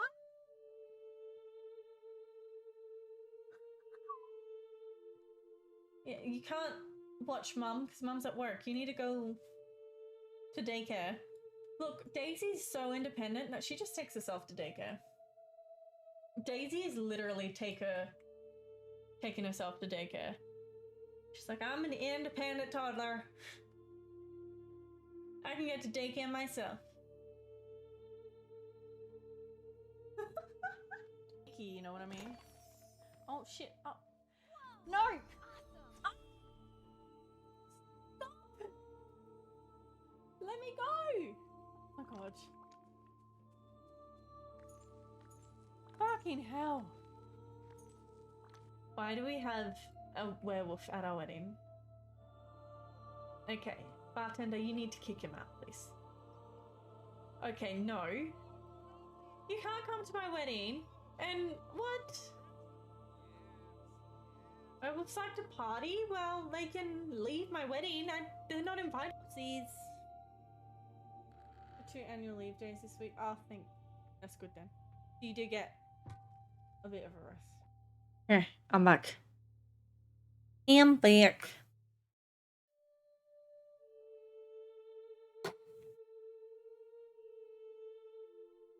Yeah, with me like moving my everything around, I don't know where I'm gonna put my water bottle now. I'm using a lot of my desk at the moment. A silent moment passes and Harry rounds his shoulders, clicking his neck before he faces us. You know, I've worked for the Enforcers for nearly 30 years and I've never felt quite so useless. We've lost some of our best, our brightest, kindest. Harry pauses, the waver in his voice evident as he composes himself. I'm truly at a loss, and I'm finding it hard to remove my emotions from the equation when it's my own people being needlessly slaughtered. August averts their gaze, stealing a quick glance at me, seemingly sussing my reaction, but also giving Harry a moment of privacy. Nothing can bring them back, but we can bring those responsible to justice. Suddenly, it hits me. The victims were hunters, weren't they? Yes, they were hunters, just like you.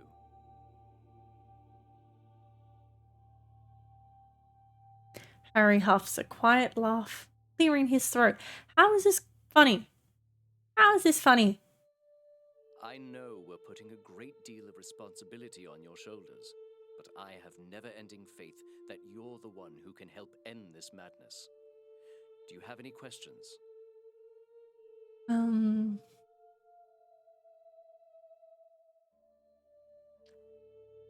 Are there any patterns? Other than the timing of the murders, are there any other patterns I should be aware of? Harry's mouth twists into a grimace, and he shakes his head. I hope you don't think ill of me. But I'd rather not tell you at this point. What do you mean? He and August share a look, and August seems perplexed by this statement. Harry. Harry places his hand upon August's shoulder, an a reassuring touch, a smile, then he's looking back at me. Please just trust me, both of you. I want you to go out and sit there and see things with your own eyes. Utilize your abilities. Then we can discuss what we've already discovered. This is our complex case with many intricacies, but I think it's important that you don't let our opinions cloud your judgment. As terrifying and baffling as this may seem, I see where Harry is coming from. I don't want to be influenced by an investigation that's so obviously failing. That's true. Alright, I'll ask about the victims. How many victims do we have so far? August looks at Harry for guidance, and Harry nods his permission. 4, but we anticipate more. The victim has shown up every 7 days for the past month. Yes, with the most recent being 6 days ago, which is when I called for you. Enough is enough. We're due a body, if our calculations are correct. Harry clears his throat, twists the gold band on his finger. I'd like you to concentrate on the latest victim for now. Male, 46 years of age, a general. He was one of our best. We owe him this. I take a deep breath before I ask my next question, feeling immensely guilty before it even falls from my lips. Were all of them burned? I saw the ash and the charred ground. Each body has been burned very badly, yes, to the point where we cannot determine what wounds they sustained beforehand. Well, that's always fun. Not even with magic? He shakes his head, exchanging a look with August, one that I can't quite place. Not even with magic. So where would you like me to start? I almost expect them to tell me to figure it out myself, but Harry surprises me. Well, the most obvious place would be the ABEC? The what? Yeah, what? A curious pair are the Woodridge twins. They've taken up residence in the old church in the middle of town. I'm sure you've seen it. I saw it, alright. Big, imposing, very obviously dilapidated. Not what the word. Yes, I did notice it. It's quite hard to miss, but I assumed it was empty with it being in such a state of disrepair. We can only dream that it becomes vacant, unfortunately.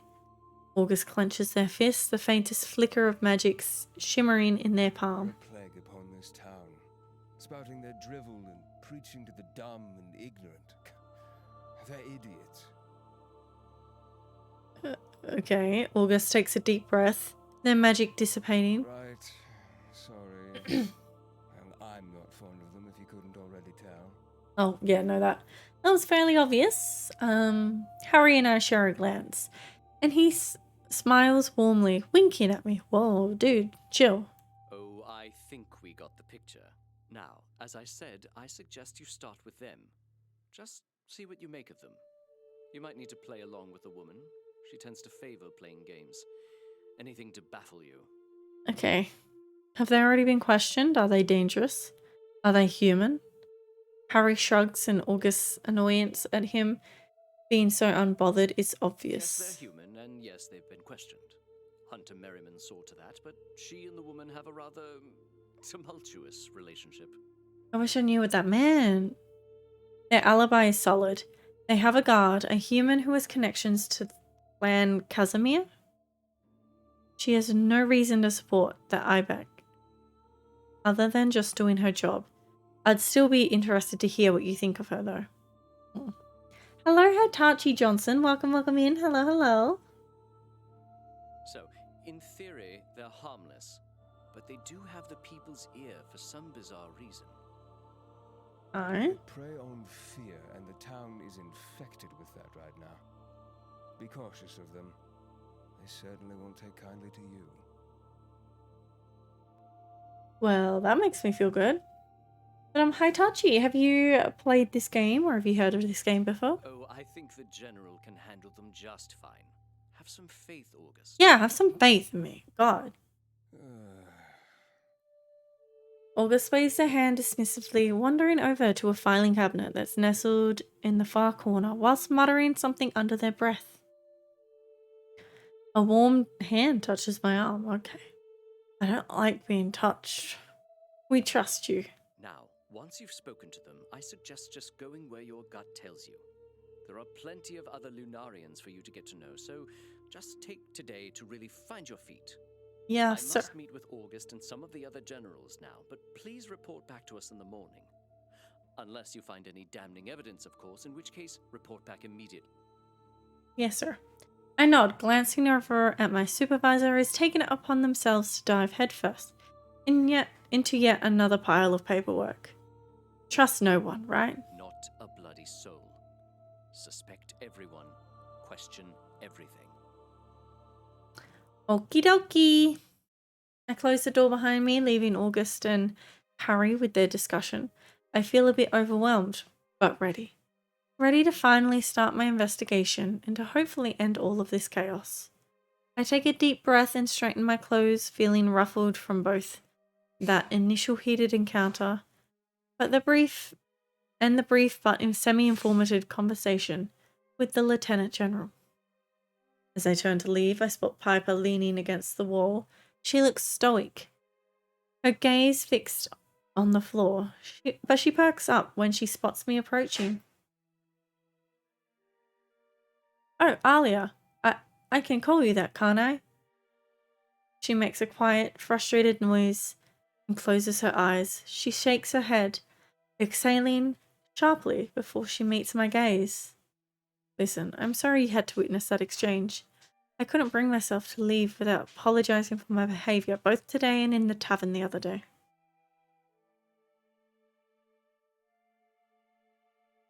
It's been a rough few weeks, and I often let my passion overrule any rational thoughts that I promise I am capable of having. It's unbecoming of me. I'm taken aback by the vulnerability of her words. This isn't the Piper I thought I'd have to become accustomed to. Piper, She raises her hand to halt my words, calloused fingers curling into a fist. Just let me apologize, all right? Then we can pretend I never acted like a complete asshole, and you can go and do your job. Okay. So she sticks out her hand, her daggers clanging noisily where they rest in the holster at her back. My name's Piper Merriman. She rolls her eyes, taking a deep breath before her next sentence. Major Piper Merriman. She throws me a wicked grin, and I can't help but laugh. The pleasure is mine. I eagerly take her hand in my own and shake it firmly, my touch lingering a little longer than necessary as I cling to her warmth. It's a pleasure, Hunter Merriman. I gather I'll be seeing you around? Or I hope I will? A smirk hooks the corner of her mouth, our fingers brushing as they slowly part. And there's something curious shining in her striking gaze. Wow, this just took a turn. Okay. Well, the town is terribly small. It would be quite hard to avoid me. Okay. I shrug, nonchalant. I can think of far worse things than bumping into you. Oh my god, I'm so smooth. She narrows her eyes, shoving me playfully. The most subtle flash of colour creeps across her freckled cheeks. Oh, I don't know. I can be pretty scary if you ask nicely. Alright. Nicely, you say? Oh my god. She purses her lips, her sapphire gaze sweeping over me like a caress. Well, I think we're going to get along swimmingly. She's quite an enigma, and I can feel my skin prickling under her heavy gaze. Certainly not an unwelcome feeling. She snorts a laugh, the sound wholly inelegant, but charming nonetheless. What's so funny? She narrows her gaze, shifting from one foot to the other as if she has excess energy to dispel. Oh, nothing much. I just didn't expect you to be quite so interesting, I suppose. Eh? I feign offense, with her answering laugh is magical. I'll just have to prove myself then, won't I? At you. Oh my god. Oh my god. What a flirt. Piper glances at the clock before turning back to me with a roll of her eyes. Ugh, I better get going. I have an inevitably worthless mission to get on with. People in this town are adept at mistaking common house cats for ghastly creatures. Must be something in the water. I should go too. Yes, of course. Now off you go. Save Linares and all that. And I'll see you around, Alia. She turns on her heel and heads for the exit, pulling her chestnut hair up into a messy bun as she goes. I gather my wits, checking my supplies and weapons, adjusting my armor. It's time to begin. Oh my god.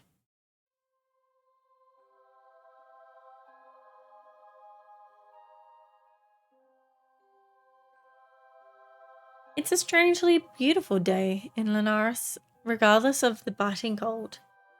The sky is clear and the cobblestone streets are abuzz with the smiling faces of townsfolk strolling to the local market with empty baskets and full pockets. There's certainly a different vibe to the last time I walked this street. No panic, no haste. Hello, Rose. Hello. Welcome in. Happy New Year. As I draw nearer to the center of town, I see that imposing white building. Scarlet flags sway in the winds on the roof. As I look closer, I can see that they're tattered and dirtied. The twins may very well be human, but the way my stomach drops and twists as I approach the weathered wooden door tells me I might be shocked by what I'll find inside.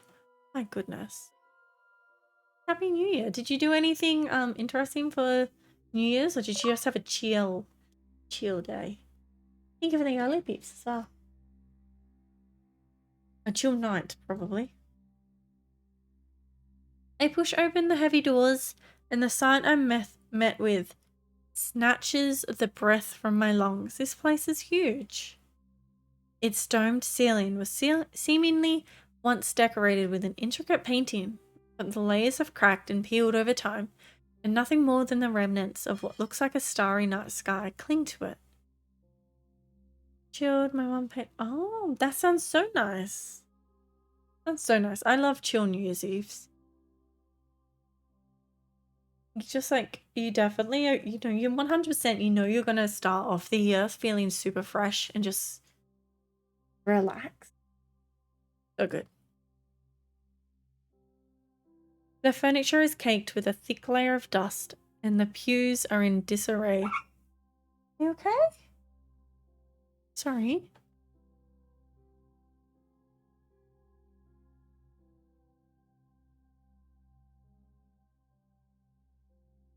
Fight too hard. Oh, give me a fright. And covered with strange etchings that look like they've been carved into the cheap wood with a blunt nail. There's a lot to take in, but I'm not here to scour this ruin for evidence. I'm here to talk to its inhabitants. The dread that's now firmly seated in the pit of my stomach churns violently, but it's something old, something that lingers. I anticipate that I might find a lot more than I'm bargaining for if I truly desire. But I need to focus. I need to find the Woodridge twins. As if by magic, two pairs of startlingly bright blue eyes emerge from the shadows near the destroyed culprit. Oh my god. Wow. Thank you for the hydrate. Wow.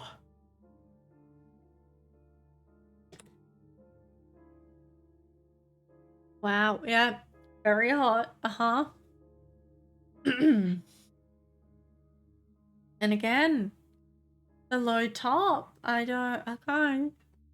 The corset. Oh my god. I just need a minute. Oh. Hello, Hunter. We were expecting you.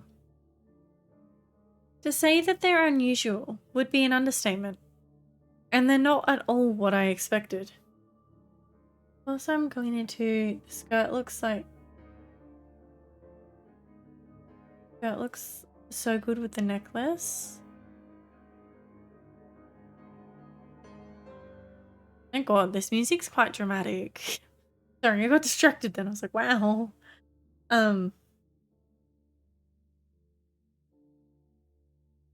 This necklace, it is a pretty, the outfit is incredibly pretty. Is it a skirt or is it like pants? Oh, it is a skirt.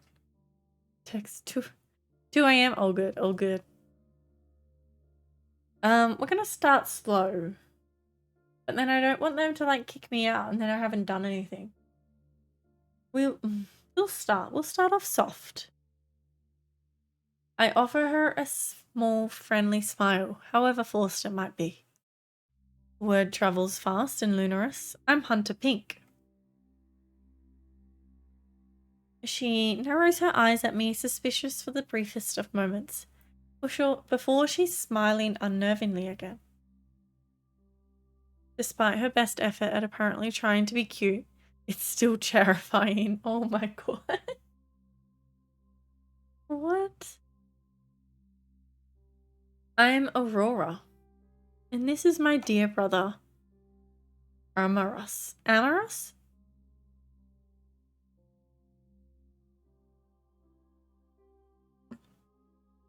It's a pleasure to make your acquaintance, Hunter Pink. I nod quietly, not quite sure which of them I should be focusing my attention on. Amaras doesn't appear to enjoy talking, or maybe he's simply not permitted to. His overbearing sister is clearly the leader of the two. Love her lipstick. I know, her whole vibe. I love it. Ooh. Address Aurora or like try to get something out of him? Amaras seems uneasy and far less abrasive than his sister, and as I turn my attention to him, his eyes widen almost comically. He resembles a startled forest animal. Amaras, can you tell me a little bit about the church and what you do here? His mouth twists into a dissatisfied snarl, but as he begins to speak, Aurora swiftly interrupts him. Stop it, let him speak. Amaras, we haven't even offered our visitor a drink. Such a terrible first impression we must have given you. I don't know if I'd trust anything that you give me. Amaras sighs loudly, giving up without a fight. I'm fine, thank you. I'd just really like to ask you a few things so I can be on my way. What is the ABEC? I clear my throat, trying not to be distracted by their unnatural stillness. Can you explain to me what you do and why? They share a look and Amaras nods, once under his sister's ice-cold gaze. Our purpose is simple. We spread the word of the night, of those that are oppressed and murdered in cold blood. And who exactly are the oppressed? She giggles, the sound musical, but edging on... I can't read. I can't speak. Maniacal. The creatures, of course. I look at Amaras and he drops his gaze, colour sweeping across his pale cheeks. Is my answer not satisfying, Hunter Pink? Surely you know that the institution that you serve brings harm to innocence. That the creatures that you kill are nothing more than confused and lost, merely looking for salvation. I pause, carefully contemplating my response. My adult life has consisted of seeing bloodthirsty creatures trying to mindlessly murder innocent people, and in turn, trying to kill me as I protect them. I see no desire for salvation in that. I appreciate that there are creatures who don't intend to harm anyone, even some that are kinder than most humans. But, I smile again and take a deep breath. But I cannot bring myself to understand how you can so blindly support the slaughter of your own people. No, they're meant to be humans. Yeah, these two are meant to be humans, because that's the vibe that I first got, and then I was like, no, they're actually, I think they were meant to be humans.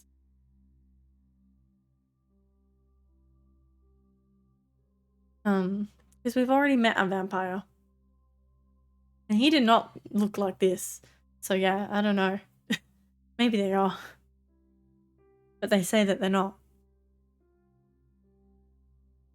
Amora, yeah, of your own people, so I'm assuming that, yeah, they're meant to be human. Amoris frowns deeply, and I swear I see him shaking his head at me, but it's just subtle enough for a sister not to notice. Because humans are inferior and pathetic. We infest and corrupt the earth by dedicating our time and resources to ridding it of the only things that give our wretched species any hope. She inhales sharply, calming herself and brushing her hands over the front of her skirt. So, Hunter Pink, to answer your question, we are here to protect the creatures, just as you are here to destroy them. What do you know about the murders? I'm sure you were very aware of the recent murders in the area. Can you tell me anything that may be of use to my investigation? Aurora steals her gaze unblinking, her fingers clasped tightly in front of her. We saw nothing, and we have an alibi. I look at Amoris, startled that he actually spoke. His voice is strangely soft and comforting. Regardless, his words sound practiced and rehearsed. He looks nervous, like he would rather be anywhere else but here. And his eyes keep darting to the door behind me. Nothing at all. You're stationed right beside the graveyard, where the last hunter's body was discovered. You're telling me you didn't hear a thing? He was brutally murdered, set alight, and burned to ash, and yet he didn't scream or call for help? Aurora's lips curl at the corner, her eyes turning dark. My brother speaks the truth, Hunter Pink. Question us all you like, but we've been through this with your insufferable predecessor. Just like Harry said, apparently they have an ironclad alibi, but my suspicion does not waver. I nod once, noticing Amora's gaze burning into me. And though I cannot gauge how he's feeling, my gut tells me he has something to say.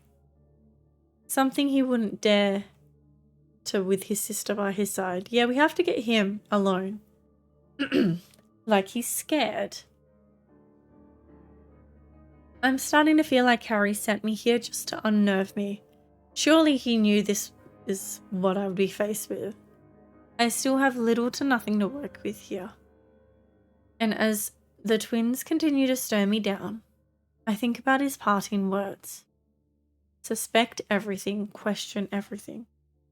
You truly have nothing else to say regarding the situation. Aurora stands firm, her lips curling into that wolfish grin once more. Not a thing. It was ever so wonderful to make your acquaintance, though. Truly. Do stop by again. Our doors are open to everyone. We're more than happy to accommodate you, should your agency need to question us for a third time. Amoris gives me a look again, and I wonder if it would be possible to somehow get him alone. I have a feeling I'd get a lot more out of him than what I have from her.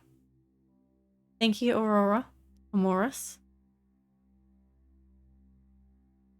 On my way out, I see a small, neatly wrapped package sitting on the doorstep.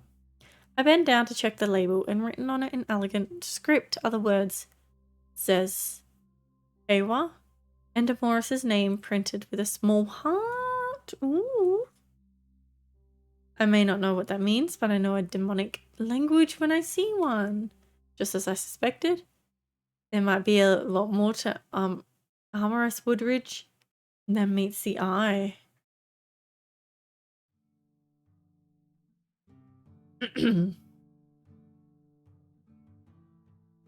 I walk through the center of town for a while, getting to know the buildings and watching the people that pass me by.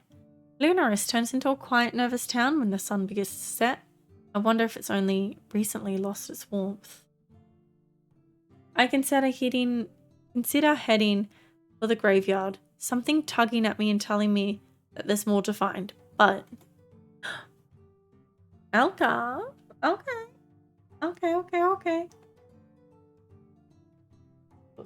Rip one of my nails off. Elka suddenly appears from between the crooked houses, sending 2 children that were playing in the streets scattering. Look, yeah, where's my puppy dog Cam? You're a bit warm, aren't you? You look a bit warm.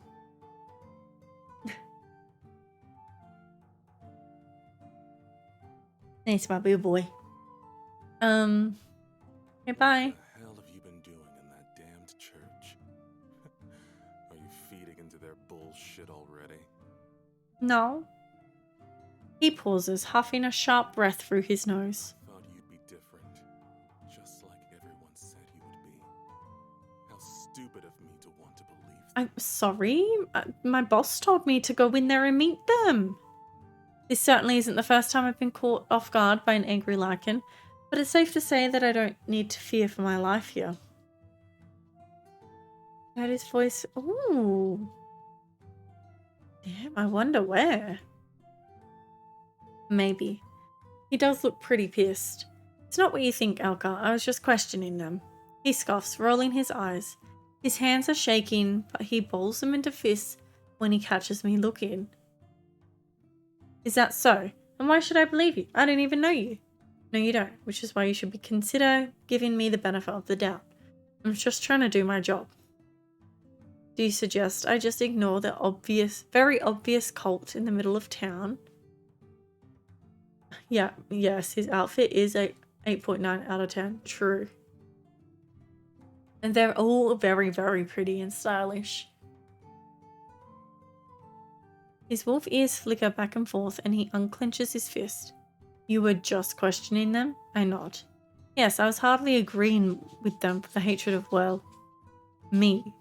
He rolls his eyes at me, standing his ground. Something has me curious and I can't resist asking. They want to protect you from the likes of me, so why do you despise them so much? Because they couldn't care less about those of us that don't enjoy killing humans mindlessly.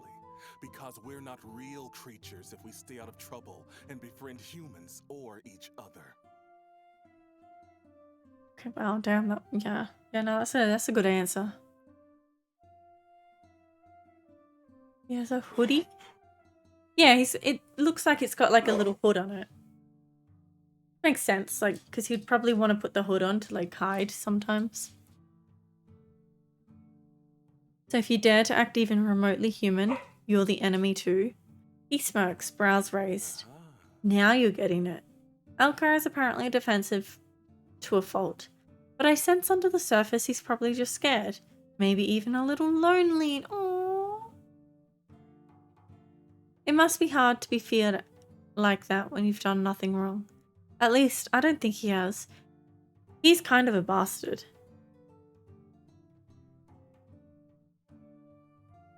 Were you following me? He bristles, frowning deeply. Don't flatter yourself. I can smell the twin a miles away. I just like to keep an eye on things. Especially them. And especially strange new hunters who appear out of nowhere. Then proceed to hang out with those creeps. I didn't appear out of nowhere, but okay. Well, cross my heart and hope to die. My visit was innocent. I would be careful making that statement here. Someone might take you up on it. That's true. I laugh, but he's probably right. So you just happen to be conveniently hiding in an alley to jump out on me then? Something like that, yeah. A moment passes and Elka restlessly shifts from one foot to the other. He doesn't seem incredibly satisfied with my answer about questioning the Sims. Oh, the twins, the Sims. But I can't really do much more to convince him, nor do I care right now. So where are you heading now? Do you live nearby? He narrows his eyes at me, clearly contemplating if he wants to divulge such information.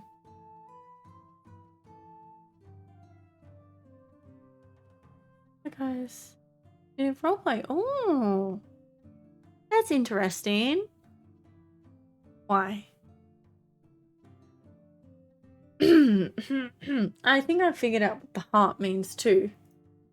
I'd like to get to know you. Can't I just try to get to know you a little better? And why would you want to do that?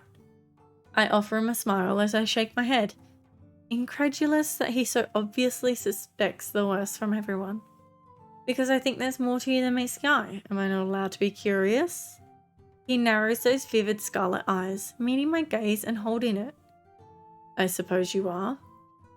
He continues to stare me down, taking a tentative step closer. So, if I did let you get to know me a little better, what then? I contemplate his question carefully, taking him in and surveying him from head to toe. Well, for starters, I'd buy you some shoes. He smirks, his scarred lip curling at the corner. He looks handsome when he smiles. A little softer. How thoughtful of you, but you wouldn't be the first to try. No?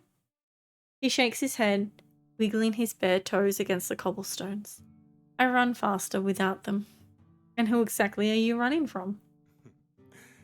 If I told you, I'd have to kill you. Damn, that's a bit dramatic. We share a quiet laugh, something passing between us. It's warm, and I feel like I'm finally getting to experience the real Alka for the first time. Or at least, I hope. Funny. I'm a funny guy.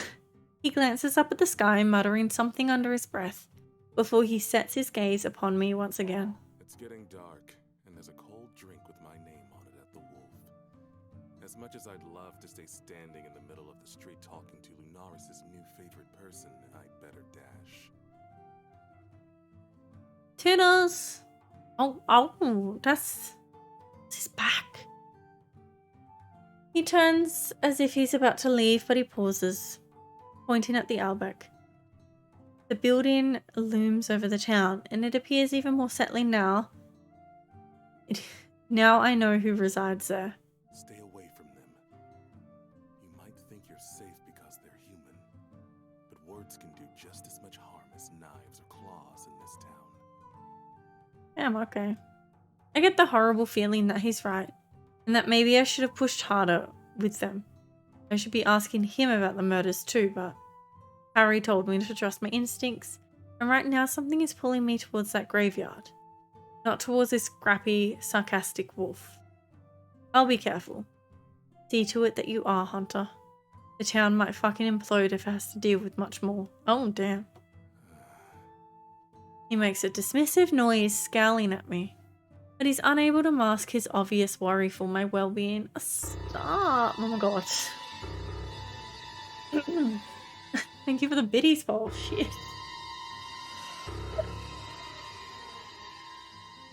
Hello, how are you, Paul? He cares about my well-being. Not that I care. Anyway, I'll see you around. Bye. Ooh, hello, Paul. Hello. How are you? He offers me a half-assed wave paired with decidedly mischievous grin, and then Alka slinks back into the alley where he hence came from. Is Stardew Don't say that, because now I'm like, shit, am I in Stardew? No, I'm in When the Night Comes.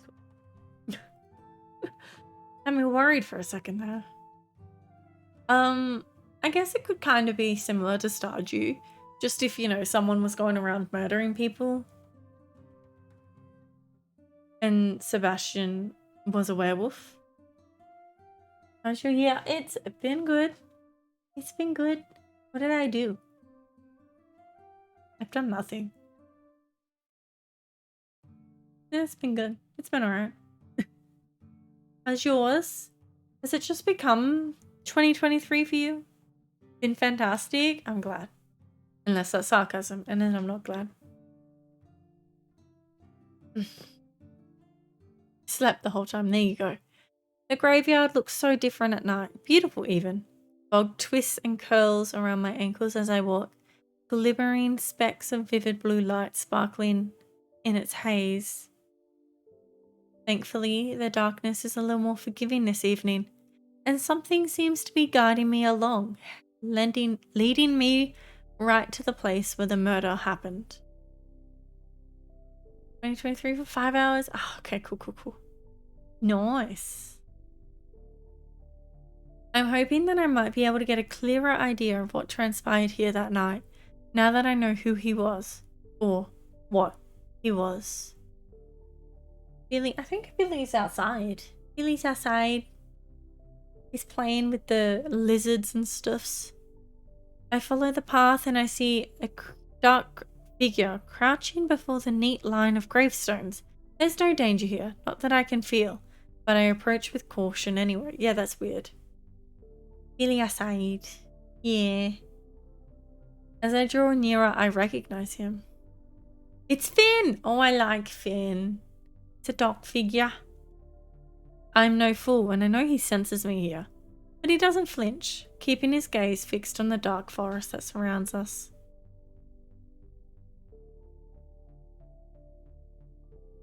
What do I do? I don't want to give him space. No warm welcome this time, but what if he's like serious and does want space?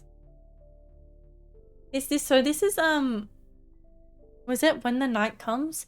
So it was recommended to me by Hello Yini, who does a lot of dating sims and stuff, so you can actually romance quite a few of the people in this game.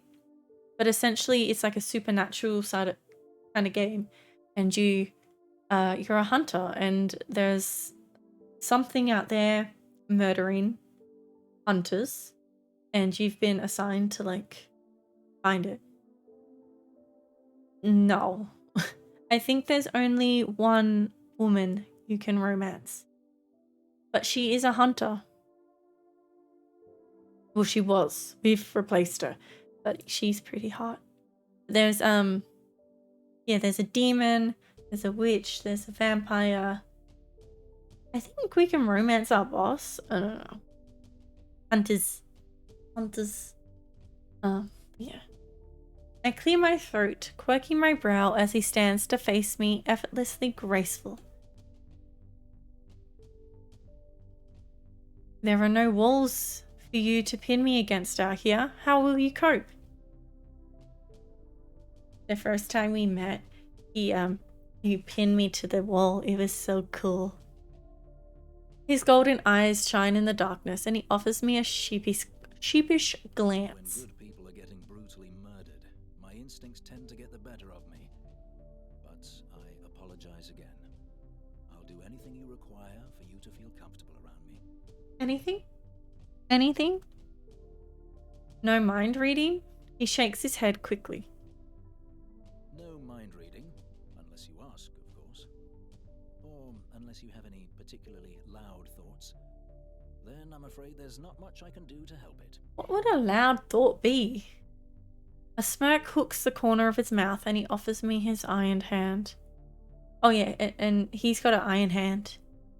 Switching to his flesh one when I throw him a curious look. Billy would like to come in. 2 seconds.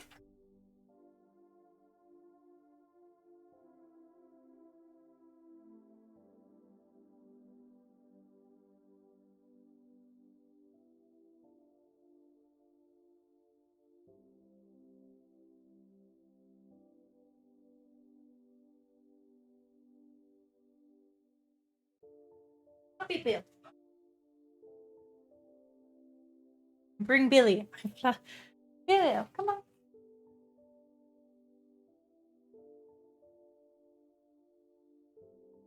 Where are you going? Bill. Yeah.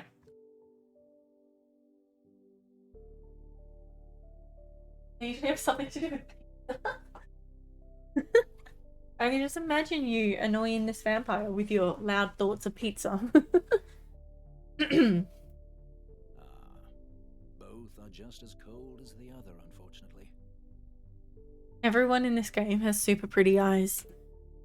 Truce? I shrug heartily and shiver as his cold skin meets my warm. His handshake firm. Lots of garlic. Oh, you know what? Actually, I love garlic. I don't know if I can be with you, Finn. I love garlic too much. Yes, I can see it, yeah. I really need to have a look around. I sensed something near where the body was when I was found the night after I arrived. Bye, Bill. He pauses, looking as though he's trying to decide if he should say what he's thinking. There's definitely a strange energy here. Stranger than usual, anyway. But I can help you, if you wish. I mean, if you wanted an immortal opinion. I'll take his help. Outfit. Look. His outfit is very hot, but also why? But why? Why is it such a deep V? I mean, it looks good, but I don't know why it does. A 9.9 out of 10. How exactly can you help me? He huffs a quiet laugh and folds his arms across his chest. An excellent sense of smell and the ability to see things your human eyes cannot be of use. Yeah, very much. I feign disinterest, a playful roll of my eyes as he waits for my response. I suppose I shouldn't dismiss any help, but how do I know that you're not the thing committing these horrible crimes? I've been told to trust no one more times than I can count, so tell me, Finn, why should I trust you? He offers a wry smile, but sadness lingers in his gaze. Freedom. Eh? Freedom? He nods again, taking another deep, unnecessary breath. Yeah, his metal arm does look so cool. Metal arms just make you look so cool.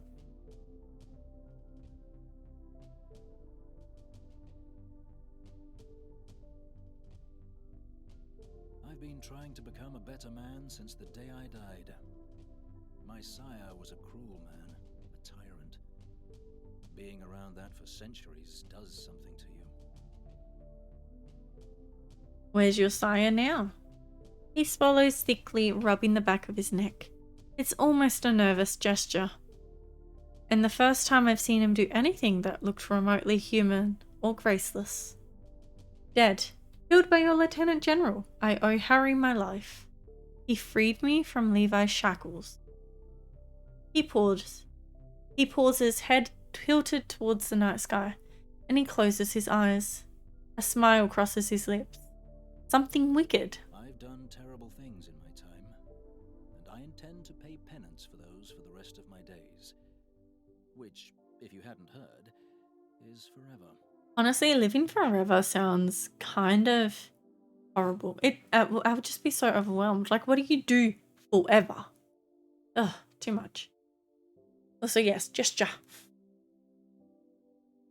There are so many things I long to ask him. He's seen so much, done so much, and I assume lost so much. So, to answer your question, I value doing the right thing above all else. Even if sometimes I tend to stumble a little. Metaphorically, of course.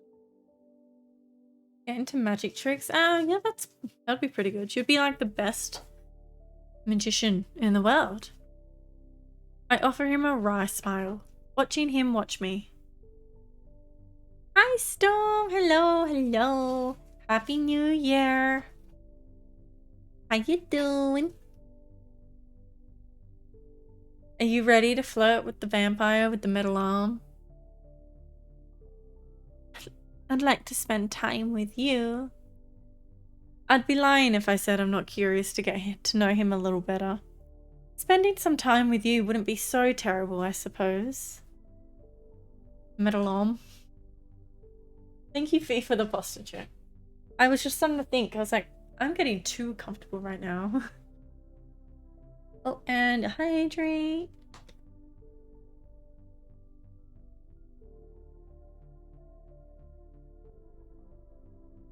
Oh, and a stretch.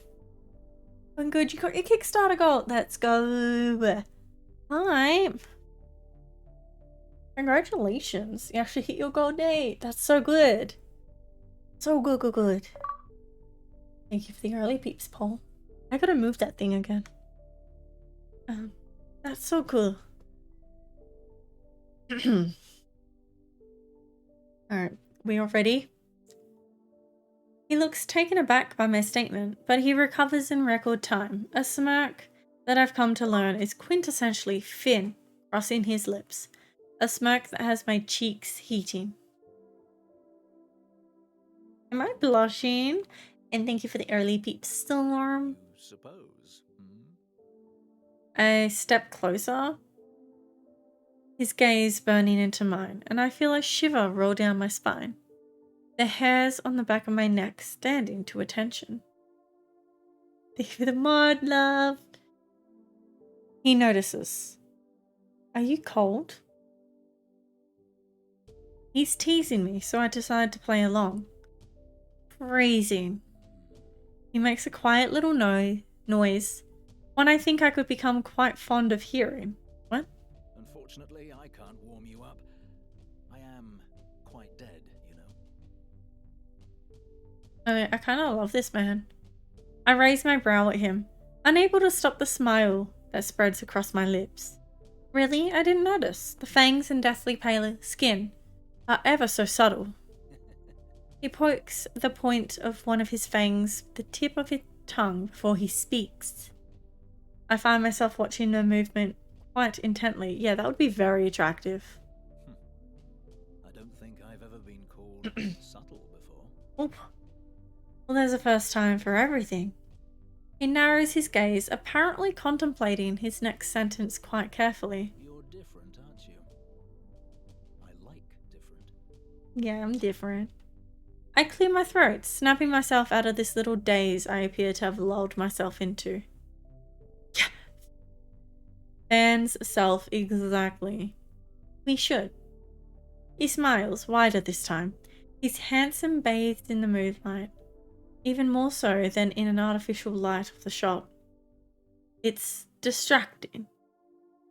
He apparently quite distracted himself, and he clears his throat before he speaks. Yes, we should.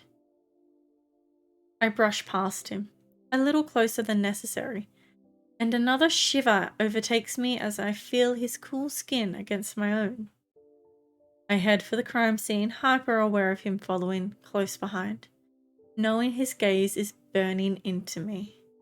We stop at the charred patch of grass, Finn bending to pick up one of the bloodied shards of the shattered gravestone. Shiver, shiver.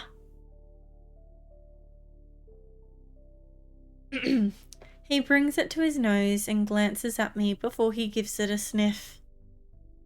He's apparently quite repulsed by whatever scent he's picked up, and he hands me the stone, wiping his hands off on his trousers. I suggest you keep that. That's not something I've experienced before, and I've smelled a lot of different things in my time. It seems off. If it's from a creature, it's certainly not one I've come across in my 600 years. Feels like one of the trashy romance stories. Yes. Well, the thing is, I think there's six individual romances, but then there's also 2 polyamorous pairings, and I think Finn is in one of them. So, like, you know, you could be in a polyamorous relationship with, I think it's him and the witch, and then there's another one as well that I can't exactly remember. Yeah, I thought you might like that. Yeah, it seems like such a good, like, good little, very diverse options. But yeah, I was thinking it reminds me of like the shit that I used to read on like Wattpad and stuff, you know, over 10 years ago. And I love that shit. I throw him an accusatory glance before I turn my attention back to what he's handed me. I put it in my pocket for safekeeping. You can't pick up anything at all, so that means it isn't the victim's blood. He shakes his head. Definitely not his. Well, here goes nothing. Person with 2 partners. Yeah, exactly. Keen on the polyam romance story game. Yeah, I do exactly as I did last time, closing my eyes and concentrating, pouring all of my energy into seeking out that lingering memory. It's just as I remember.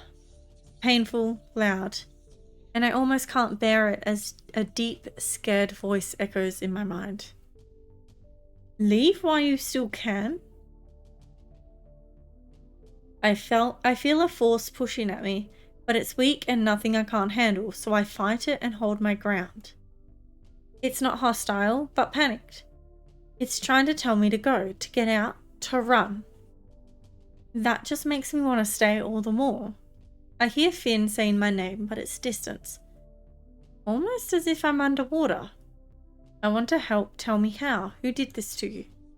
No help, just death. You can't stop them. I tried. I failed. The voice quickly disappears, and all I'm left with are more questions. Remember. I open my eyes to find Finn crouched before me, his eyes wide, concern etched on his handsome face. Been in that kind of relationship before, but I ended up third wheeling pretty bad. Yeah. It's definitely not for everyone. Did you tuck your little nose, Judy? Are you okay? What was that? I wasn't listening, I swear it, but I couldn't block it out. He was just so loud. I think she finds Finn handsome. No, sure. I find everyone in this game handsome. Oh, that's right, that's right. That makes sense. He was just so loud. I exhale sharply, shaking my head and taking his hand as he offers it to me to help me to stand. I fall against him and he catches me with a fluid grace. It was the hunter. It must have been. What did you hear? He pauses, frowning and tightening his grip on me. Nothing coherent, just noise, but it was intense. That's never happened before. What do you mean? I mean, I feel things. I hear things too sometimes. But I've never directly spoken to a spirit like that before. At least, that's what I think it was. I should go and find August. Maybe I need... Yeah. Right? It's like, okay, I get it. He's hot. We get it. Get it. He seems reluctant to let me go. A stitch in his brow as he looks at me. Are you sure you're okay? I nod, regretting it immediately as a wave of dizziness overtakes me. I've got you. I'm sorry. For a second there, I was just so immersed in the way he spoke. You need to go and seek out Ezra. He can help you. Trust me. He's good with weird shit like this. I contemplate heading back to see August, but I suspect they won't appreciate me disturbing them at this hour with a little more than a ghost story. You're right. I'll head for his shop immediately. Finn nods, still watching me and holding me close. Weird shit. Weird shit. Head straight there. Promise me? Pinky. I place my hand on his chest and Finn holds my arms as I try to steady myself. I will. Thank you, Finn. Okay, I've been here 2 days and I'm already incredibly close with the vampire. I trace his touch as we break apart, his cool fingertips feeling so soothing against my skin. If you need me, don't hesitate to come find me. Ezra can tell you how to get to me. I swallow thickly, nodding and trying to shake myself free from this haze. I will, I swear it. He turns and heads for the forest, casting a final, lingering glance at me over his shoulder before he disappears into the darkness. Happy New Year, Jaden! Hello, hello! Now I need to find Ezra, and fast. Shit, this is getting like, intense. I hurry to the shop, still unsteady on my feet, and my mind is reeling. What the hell is going on in this town? I round the corner and see that the lantern outside the shop is dark. I didn't realize how late it had gotten, and I can only hope that he's home. That scared me. I knock on the door and hear a loud crash, followed by some quick footsteps. Excuse me? You're not Ezra. I'm taken aback by the sight of Omen, his eyes wide as he stares at me. Are you supposed to be in there, Omen? He blinks and a moment later he smiles, full of sheepish remorse. That answers my question. It was difficult to even work up any annoyance if he's actually trespassing. Is he influencing me with his powers? Or is his human face just that cute? Yes, I may be kind of living here right now. Oh, really? He smiles shyly, his ears twitching, and he looks away for a moment. Is Ezra here? He shakes his head, opening the door a little more. No, he went out. He said he wouldn't be long, but I don't know when he'll be back. His eyes widen a little more, as if he's remembered something. Sorry, would you like to come in? I contemplate rushing off to continue my search for Ezra, but I'd be stupid to miss a chance to find out a little bit more about this curious demon. I'd love to, but just for a moment. Jaden, thank you so much for the gifted sub. What the heck? Thank you so much. That is so kind. Thank you so much. I'll pop your name on the board.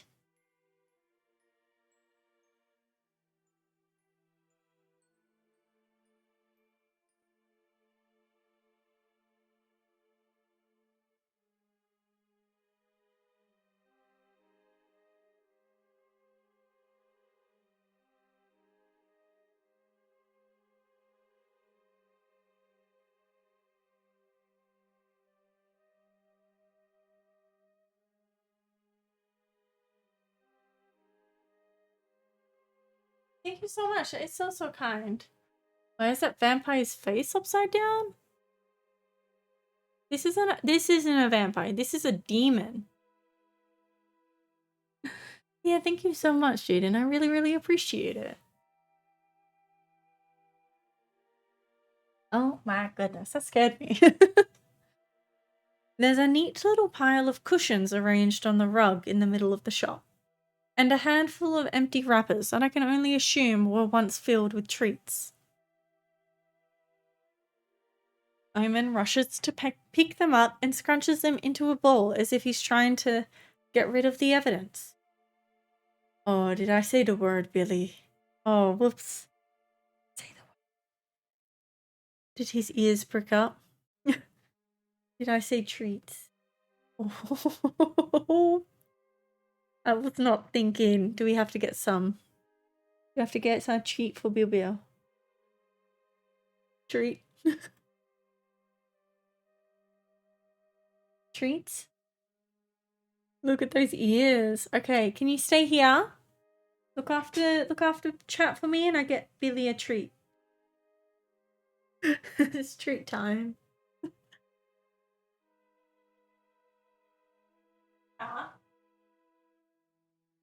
Go back. Stay.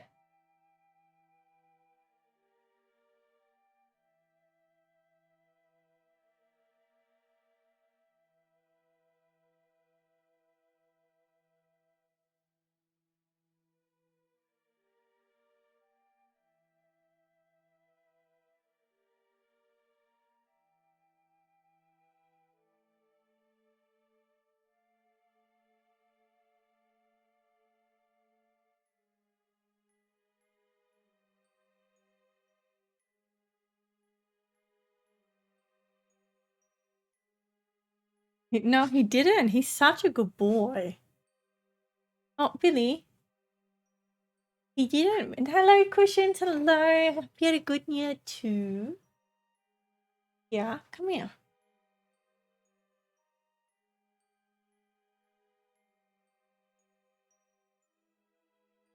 Oh, calm down.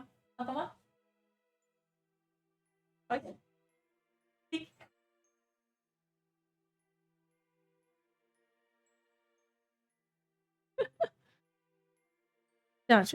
No, I didn't. We didn't tease. I know. I said it accidentally. I didn't mean to say it. I get him one. He got a treat. Yeah. So we're playing When the Night Comes. So it is a... My mouse went dead. It's a, like a supernatural sort of dating sim. You don't have to date anything though when the night falls. And yeah, there's something out there murdering a bunch of hunters, and we're a hunter that's been called in to find out who it was. And there's super cute, no, sorry, they're not cute, they're hot. They're hot vampires and witches and demons and like other hunters. And who else is there, Bill? Oh, there's a lichen. Oh, I really like him. Yes, really good. Night falls. I don't know that song, Paul. Is that a yummy treat? Is that yummy? Such a lucky boy. He hasn't had a cheat in a very long time. Yeah. It's just something a bit different. Keep going. Sorry, I've just ripped off my other nail. I don't get it, Paul.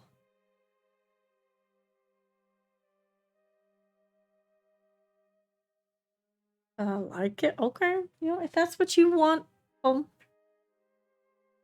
Omen rushes to pick them up and scrunches them into a ball as if he's trying to get rid of the evidence. His tail sways mindlessly as he sticks them in a small bin hidden behind the counter. He seems oddly at home here, so I'm assuming he's telling the truth about staying here often. You look exhausted. Have you been busy today? Small bin. Small bin. I laugh quietly, rubbing my temple, my head continuing to thrum. Very busy, yes. He nods, picking up a lightly glowing blue crystal that sits on one of the displays. He fiddles with it nervously. Why do I make this demon nervous? Why do all their tops go so goddamn low? I'm sorry, it's just a question.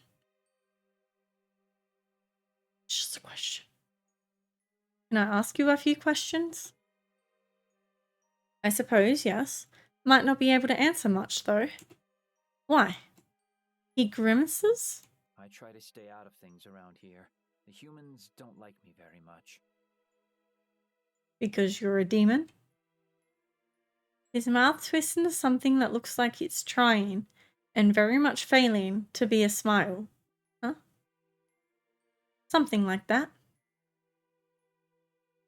I suppose that's fair. It's not every day you see a demon like him walking down the street, even these days. He's well glamoured, but he's still quite obviously inhuman. In a town like this, especially one so small, I imagine he's quite unnerving presence. And that isn't taken into consideration what the murders and unanswered mysteries might have done to the townsfolk's nerves. Ask him about himself. Don't know much about you. Where are you from? And how long have you been in Lunaris? His eyes widen, his pupils dilating, and I can see the slightest hint of crimson, flickering, and chestnut brown. I've been here about 2 years. Time passes differently here for me, so it's hard to know for sure. You'd have to ask Ezra. He'd know.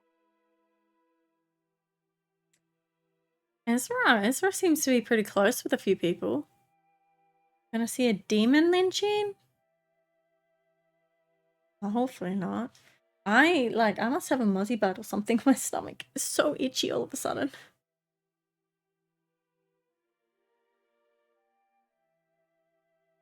I don't miss the way he tactfully ignored my question about his origins, but alas, I decide not to press him if he's giving me something. Yet. So how did you meet Ezra? He lights up at that question. Oh, he likes Ezra. I met him the day I arrived in Lunaris. He was the first person I saw, and he took me in without question when I was in need of shelter. Sounds like Ezra. Ezra is very kind, isn't he? He nods enthusiastically. He's quite wonderful. Everyone thinks so. Well, who the fuck doesn't think Ezra's beautiful? He fidgets, dropping his gaze to his hand, fingers toying with the blue crystal again. The General, August. They don't like him very much, and that makes Ezra sad. Do you know why? He shakes his head, biting his lip. No, I didn't want to ask, but Finn says they've known each other for a very long time. Ezra has been very, very kind to me. I don't want to pry, not about things that might hurt to say or to hear. It's very smart of you. I nod slowly. It's hard to argue with that, I suppose. Ask about the murders. Do you know much about the recent murders? Omen passively looks out the window, with a sad look crossing his face. I know that the humans are upset, and that the ones who were killed were hunters. Ezra is tired all the time, and Finn visits him less. Alcar is distant. Murders. Lodi! Thank you so much for the raid! Oh my goodness, oh my goodness. Can I give you a shout out? What were you up to? Thank you so much for the raid. Goat Simulator 3, tell me all about it. How was that? How was it? What were you up to? Thank you so much for the raid. I really, really appreciate it. Yeah.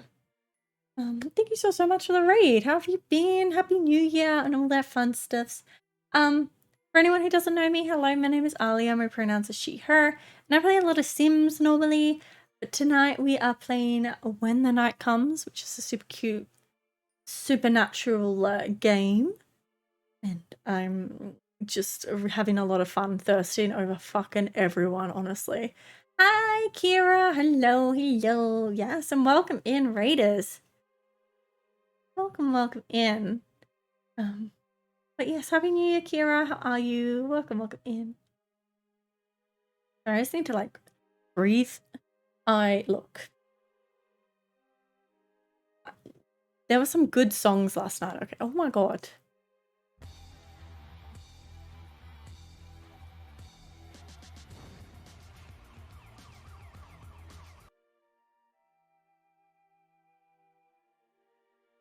Thank you so much for the 300 biddies, Jaden. What the heck? That is so kind of you. Thank you so much. I'm doing good, Kira. I'm doing good. Lots of lurkers because long stream. Oh, good. Oh, good. I hope your stream was well. But since it was long, definitely if you need to run off, take care of yourself, do stream, go to sleep, grab a snack, all that jazz. And that goes for everyone that came over with the raid as well. But yeah, we love our lurkers here. And if you want to stick around, we'd absolutely love to have you here and we'd love to know all about your stream and Goat Simulator.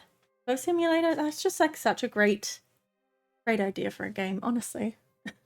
Absolutely great idea for a game. Love it.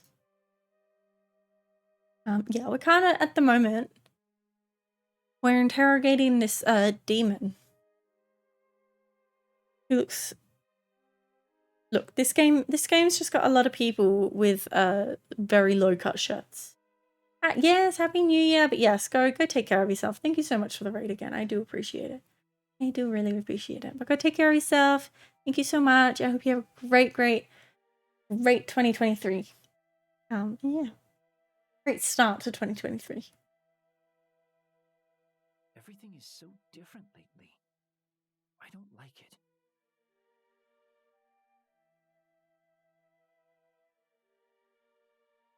Okay. Yeah, we're just thirsting over some attractive supernatural creatures. Great start. Oh, Aussie slang. Oh, what are we gonna do for Aussie slang? Aussie slang.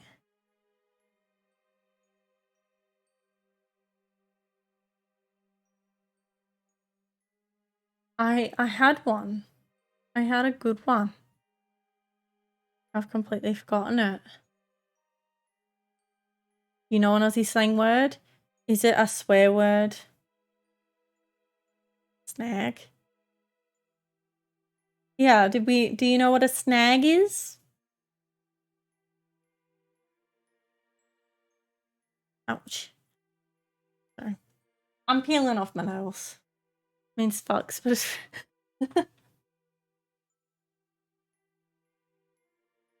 sausage? Yeah. At least I think so. I fucking hope so now.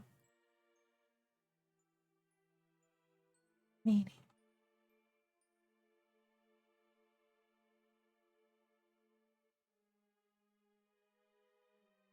In Australia, a sausage. The first thing that came up was not that. But yeah, it was a sausage. A sausage? A sausage. Another...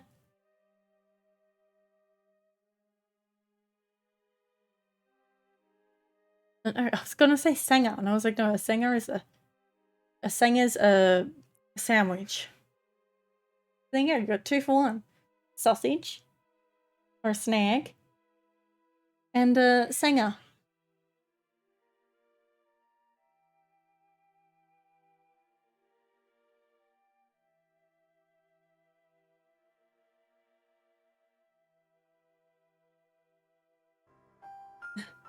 Thank you for that. Thank you.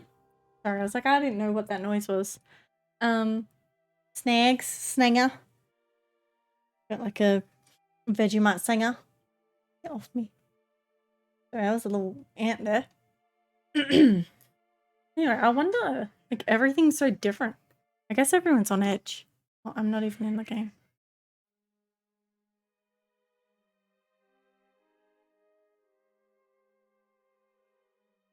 His eyes light up as he turns to look at me. But now you're here. A solution. A fresh start. No, that sounds like a lot of responsibility, though. Eventually, Omen shrugs. The wind changes, perhaps towards the shore this time. What does that mean?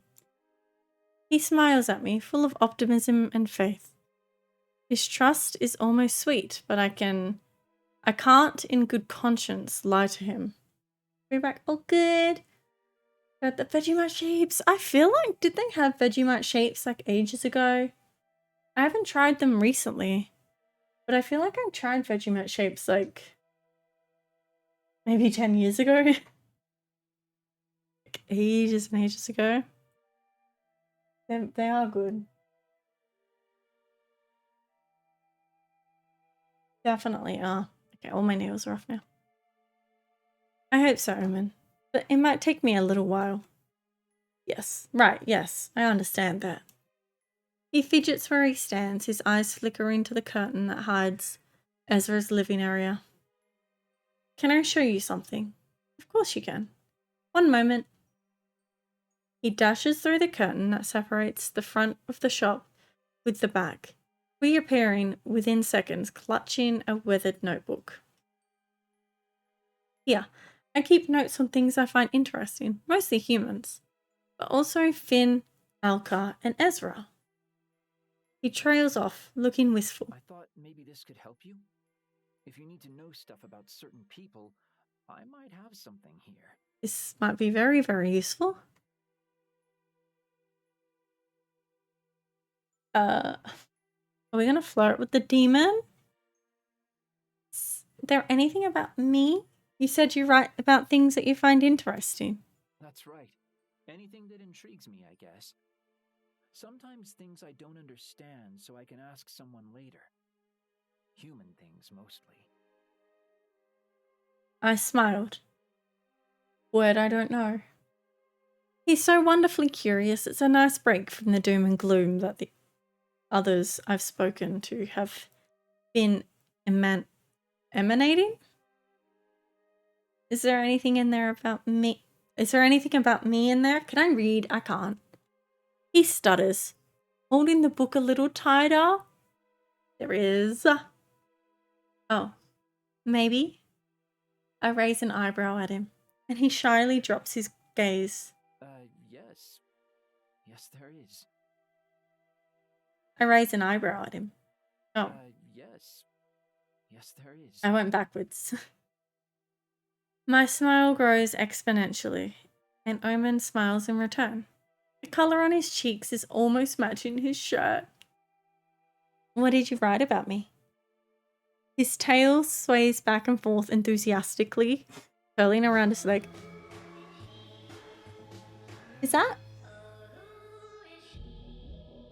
Is he like a dog with that? With the tail?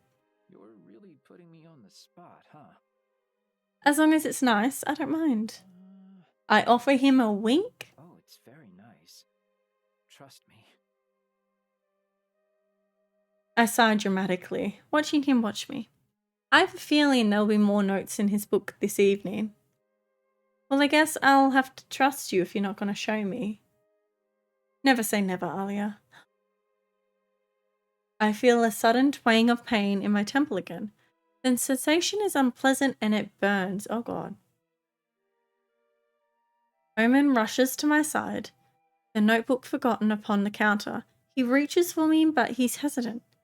I can feel an impossible warmth radiating off his palm. He withdraws his hand before he touches me. Yeah, right. Very nice. Okay. Very nice. I'm fine. I'm just... Why? Why did this have to happen? I really need to find Ezra. Do you have any idea where he could be? I don't know for sure, but he usually goes to the market or the tavern. Maybe even the catacombs. The catacombs? He nods, leaning closer. Yes, that's where the vampires are. He presses his finger to his lips, a human gesture that looks out of place, like he's been practicing. I would try the tavern first, though. He did mention he needed a drink. He likes to drink a lot of wine after a busy day. Nice, nice. Hello, Lily. Hello, hello. I'm doing well. How are you? Happy New Year. Thank you so much, Omen. Better hurry. I bid him a quick farewell and head back out into the darkness.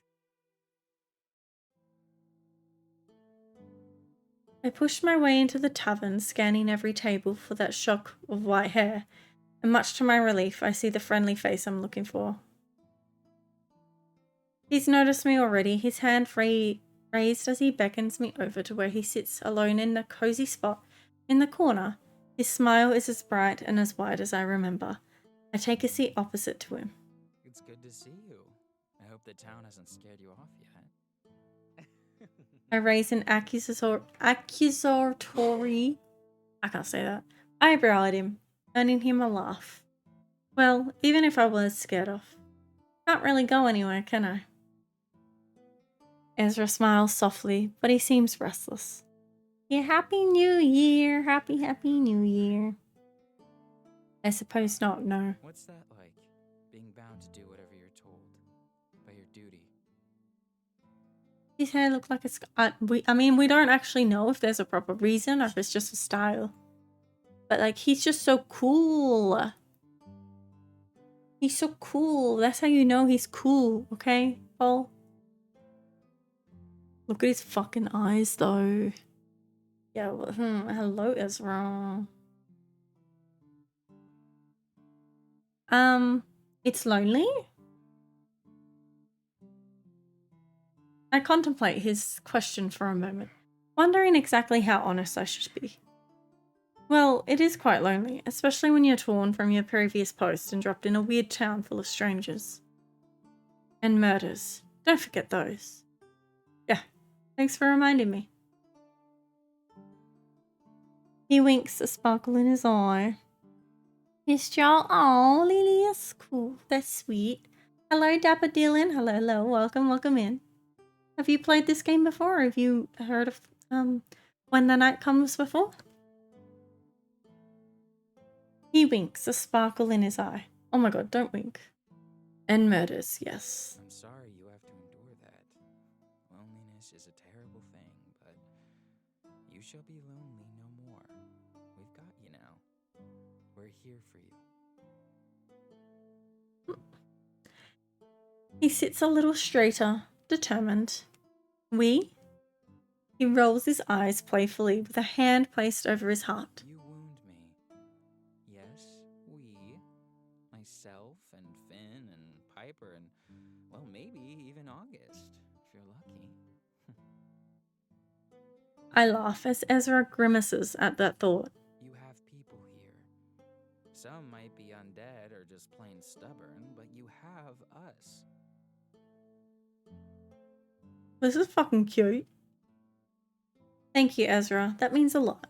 He shrugs it off, running his finger around the rim of his wine glass. We've all been lonely at some point. Some of us will always be lonely, even surrounded by people. But if there's the smallest chance that you can quell that with some good company, then you should take it. What a sweetie. Oh my god, Stardew. How were you finding it? I love Stardew. Love, love, love Stardew. It's such a good game.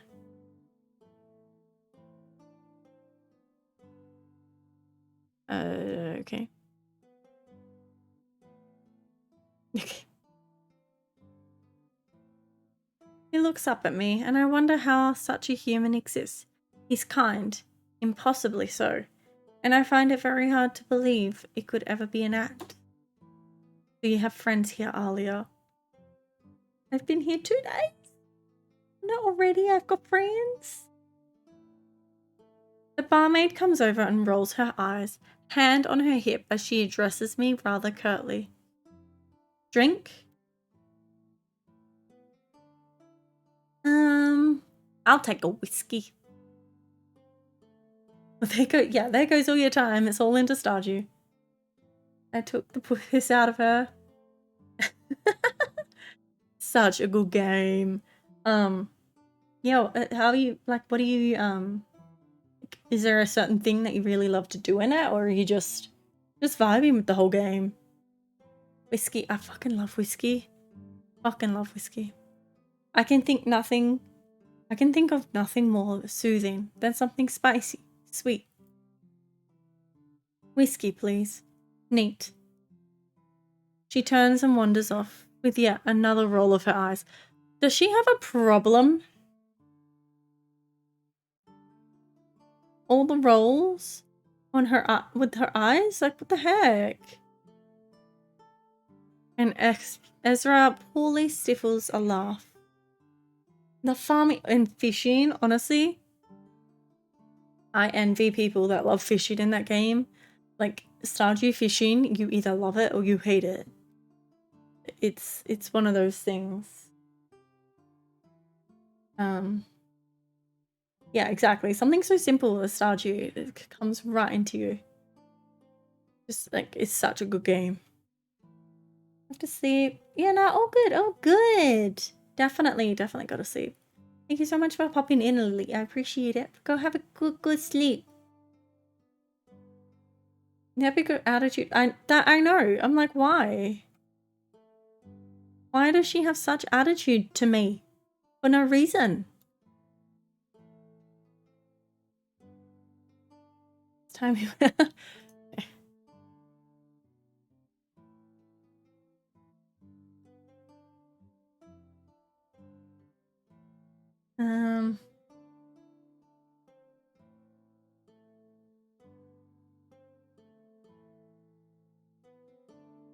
There you go. Bye. Devs have done. Well, considering it's actually like one person that made that game. Like, it's just Concerned Ape that made Stardew Valley. Like, it's such a good game. You can really tell, like, he poured everything, all of himself in it. Don't take it personally, that's Edna. She's notoriously, short. Well, maybe she could put some heels on. I grimace, and as she returns with my glass of whiskey, I nod politely. Thank you, Edna. Edna grunts, turning on her heel and throwing me a dismissive wave over her shoulder. Case in point. I eye the deep amber liquid in my glass, savouring the rich smell before I bring it to my lips and take a sip. It may burn as it trickles down my throat, but it's soothing and delicious. Have I completely forgotten, like, the whole talking to a dead person and, like, my head really hurting and shit? Are you okay? You seem tense. Okay, there we go. No, so Lily asked for it. Because they say, oh, I'm going to bed, and then they don't go to bed. So sometimes it just, yeah. One of those things.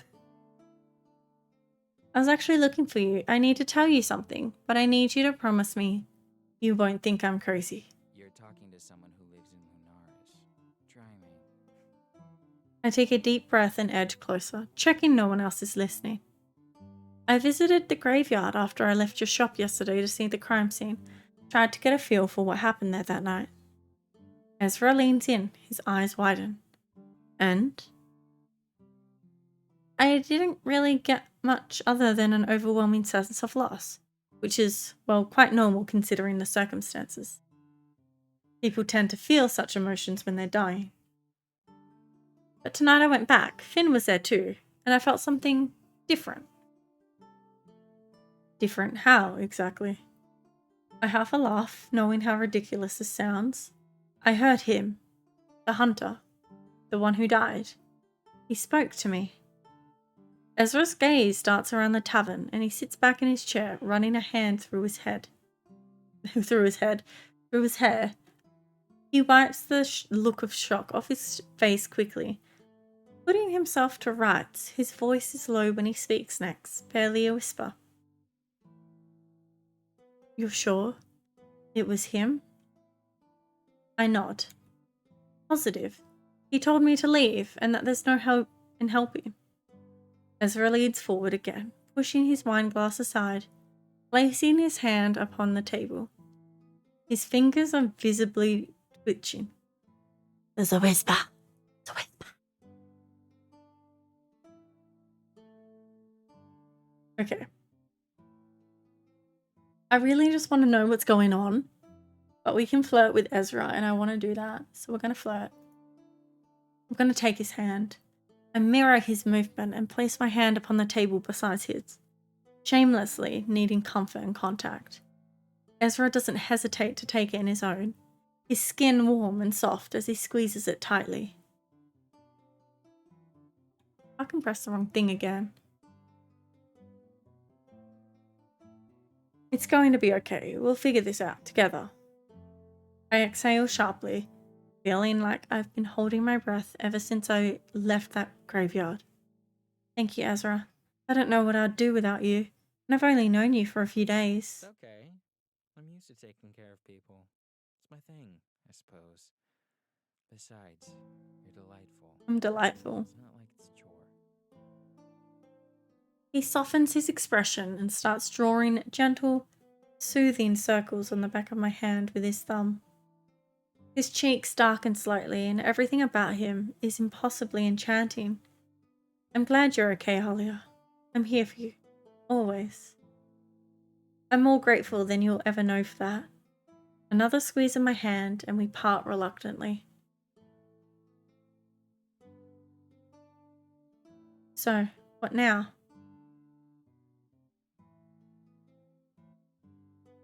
He's so fucking hot. Look, I have not heard of that. I did not know about that, but I don't know much about scooters. Close to a Vespa. Yeah, we call them Vespas. I've never heard of a whisper. He curls his finger around the stem of his glass and sighs deeply. I don't even know how to unpack this, but I do know that you need to rest. How's your head feeling? Sorry, I'm just getting lost in his eyes. I sigh, pushing my whiskey aside. Like, oh, wait, okay, I get it now. I get it.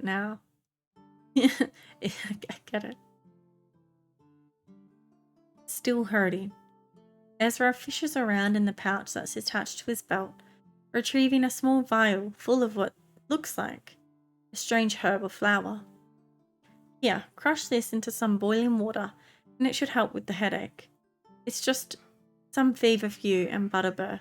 Completely natural, I promise. I take the vial and tuck it safely in my pocket.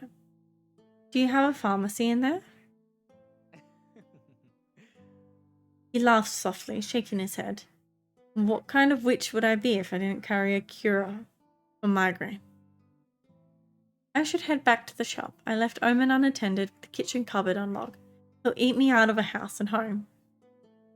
I did check there before I came here. He'd gotten into the sweets. Shit. And that's definitely my cue to leave. Whatever you experience today will still have happened tomorrow. I know what you hunters are like. No matter how scary August is, your report can wait until tomorrow. I smile up at him as he stands to leave. I promise, I'm drained. I need my bed more now than ever. That's not the word, that's not the sentence, that's how I've read it. Plus, I need to decide how to put all of this into words.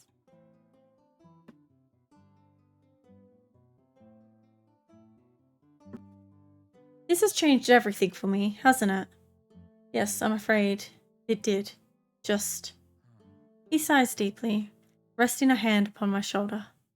Be mindful of who you share this information with, okay? There are eyes and ears everywhere. Okay. Good night. I stare out the window, and I spot the first snowflakes falling from a star-dusted sky. Oh, it's snowing! Hola this interwoods. I have no idea what you're talking about. Yes, they are attached to these things called people. Yes, they are. What did I say that sounded like that?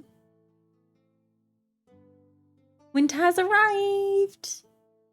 Nice!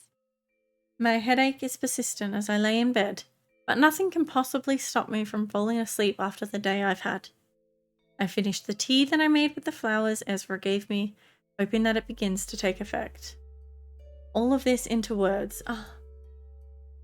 That's how you think I pronounce that? Okay.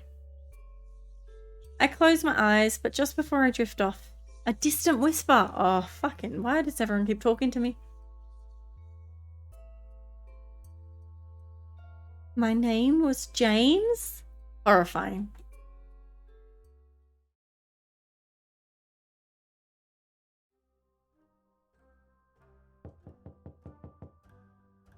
I open my eyes to the incessant sound of fists banging on my door. My head is still pounding, fuzzy haze settling over me as I drag myself from the relative comfort of my bed and attempt to ignore the ache that has made itself home behind my eyeballs. Someone gave you this. Yeah, but we trust this person. We've already had tea from this person. This man, we stayed at this man's house. First night.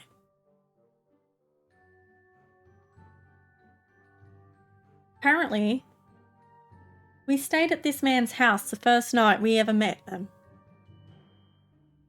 That is a stupid decision. Yeah. I blink once, twice, and shit, it's dark? Surely I slept for more than a few hours. I hope you're dead in a bloody ditch somewhere. August? He's worried about me? Fuck. Hunter Pink, if you don't open this door in the next 5 seconds, then you will have to pay for a new one. He probably thinks, like, I wonder if... Because we were due for another body, so either they've found one, or he thinks that I'm the other body. I grimace, thinking that might actually be the preferred option right now. Did I really sleep for a whole day? Well, at least my death will be at the hands of something other than a ghastly creature, I suppose. Small victories. I look at the window, it's definitely past sundown. Lunaris is covered in snow, a pristine blanket of perfect white glistening in the moonlight. There are more people in the street than I've seen the whole time I've been in Lunaris. And they're hanging brightly covered bunting between the crooked little houses. I have things to do. Important things. I can hear you in there, you know. I'm sorry. The thought of opening the door and seeing August ready to tear my head off is less than appealing, especially when I probably look like I've been dragged through a fey nest and left for dead. I gather my wits and shout as cheerily as I can muster, "I'll be down in 5 minutes." I hear a series of incoherent mumbles from the other side of the door, followed by a clack of heels as they turn away without much of a fight. I get the feeling I'm in a lot of trouble. Wonderful. Yeah, well, yeah.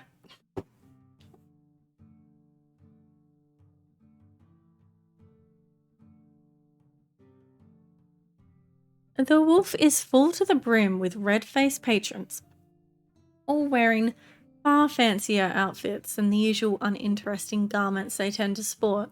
I also see August scowling in the corner, but I almost don't recognize them out of their uniform.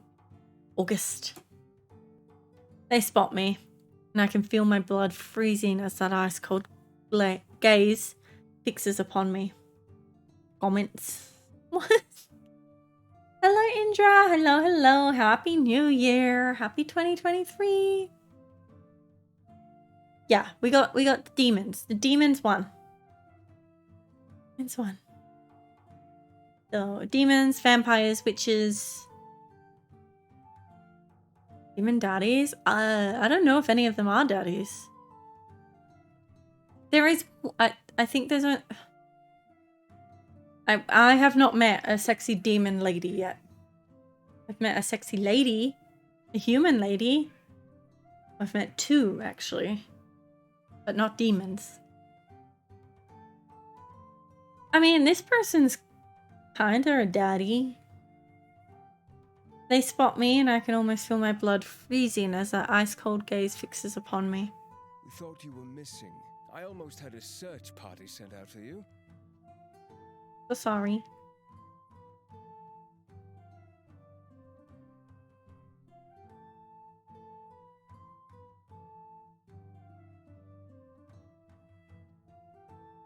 So worried about you. You've been missing. Like, I didn't know where you were. Blah, blah, blah. But you look good. Who's the most sexy demon? So we've only met one demon, like actual demon, and I mean he's alright, but I personally really like the witch, but I really, really like the vampire and the Lycan. Oh, he's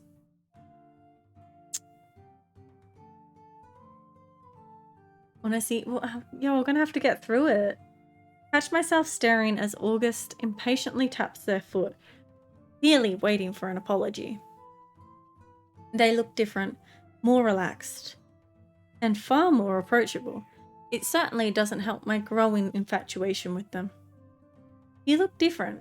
Amazing, actually. Their foot stills, their dark brow raised in what I'm hoping is interest. Could you imagine seeing this? So, it is when the night comes.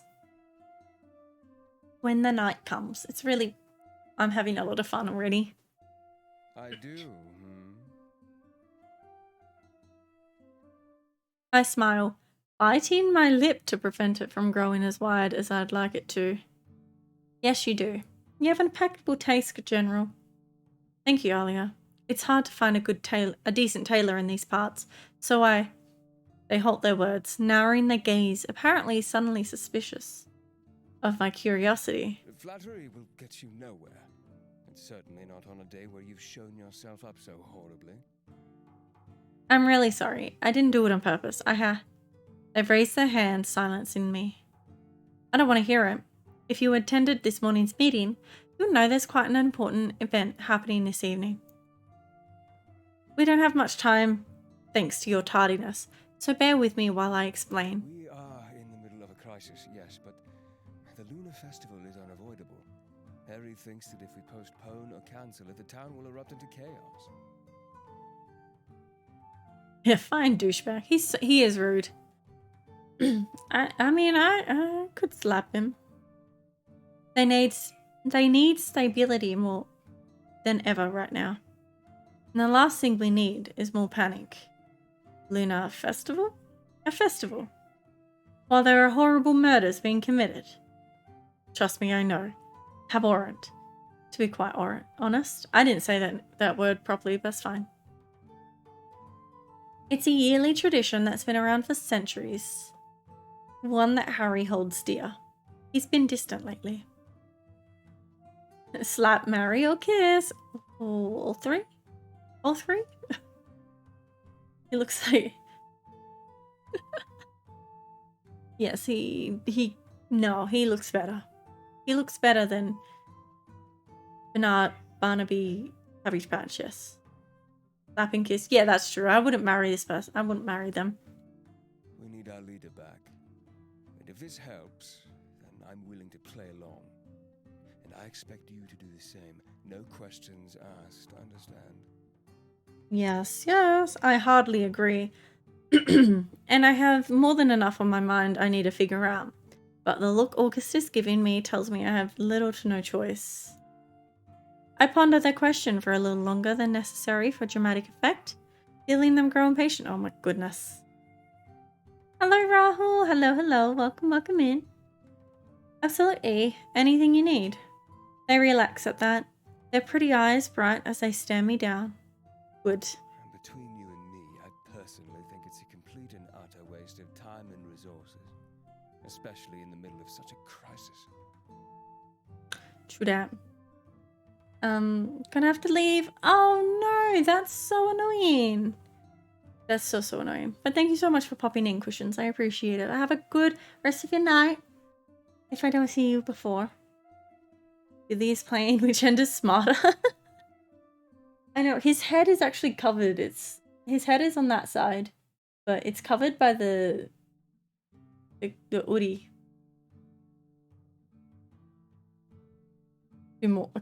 Oh my god, Indra. So this game it's a little like it's called When the Night Comes, and there's supernatural creatures in it, and we're kind of investigating like a bunch of murders that are happening and flirting with all the really attractive beings. You would, I mean, probably, yeah, maybe. Maybe. They sigh heavily, shrugging as if they've already admitted defeat. Alas, it's important to Harry that we stick with said tradition and show the people of Lunaris that everything is exactly as it should be. So just forget about the horrible murders and my sworn duty to protect and serve the people for the night then. Yes, you've got it. And I don't have a choice. Do you ever? Point taken. A rather loud cheer rings out from the doorway and August grimaces, running a hand over their face. The festival itself takes place in the market. Please represent us well, Hunter. All eyes will be on you. And this is the perfect opportunity for you to introduce yourself to the town. Have I not already introduced myself to like half the town? Then they look me up and down, apparently unsatisfied with my presentation.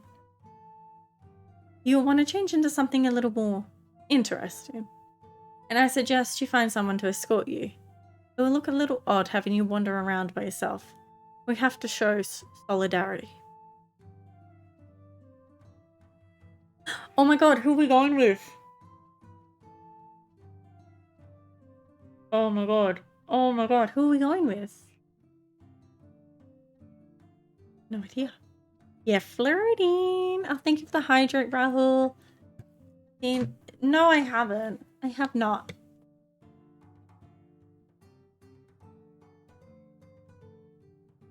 I have not. But I don't watch much TV. Like, I don't get into like heaps of new shows. I think I've started watching like one episode, but yeah, wasn't entirely sure what I wanted. Find Omen. Omen is kind of boring. There's no demon lady, Paul. There's no demon lady. So Piper is a hunter. Like, she's the only woman. I mean, there's no wizard. So they've got the dude we were just with. Elka is a lycan. Ezra's the witch. Finn is the vampire. Omen's the demon. And Piper is the hunter. Need to see the hottest one?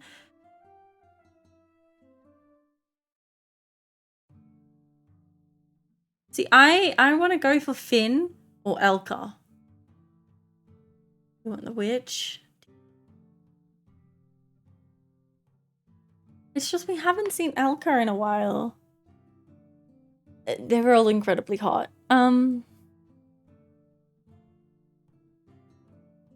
Yeah, we haven't seen Elka. Finn or Elka? Elka?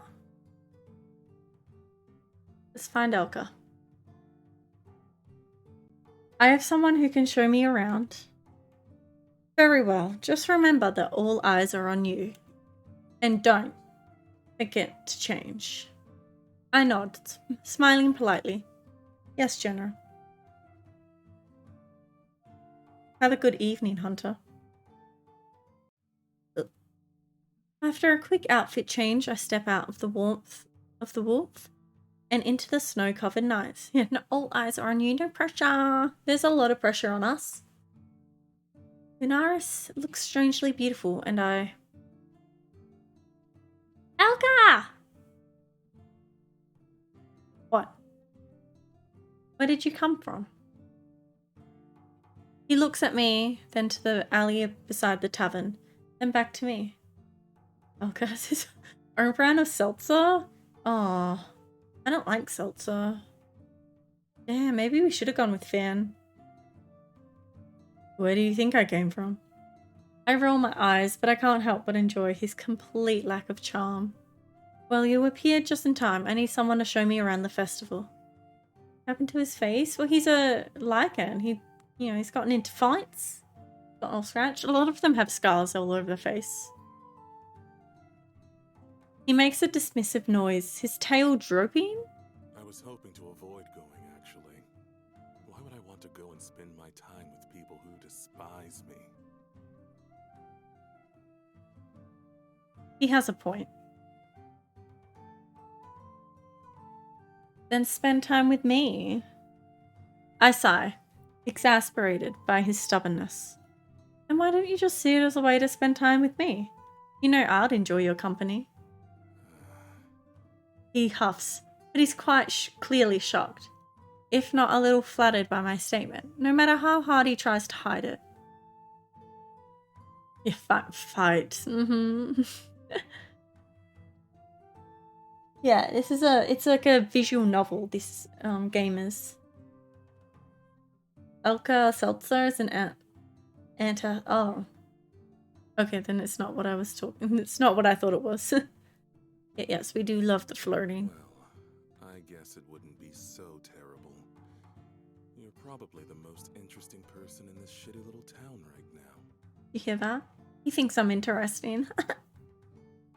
I'm charmed. You should be. I laugh, and his sly smile turns into something brighter until he clears his throat, trying to shake it off. Let's go then. I need a drink. I love these stories. I play Romance Club on my phone or love stories. Yeah, it's just so nice. Like I was saying earlier, it reminds me of like the Wattpad stories I used to read as a teenager. I love it. Sure. Oh, Zapton. Thank you. How you doing? I guess I'm buying. Sure as shit are. Oh, he's so hot. So hot. I'm taken aback by the way the market comes alive at night.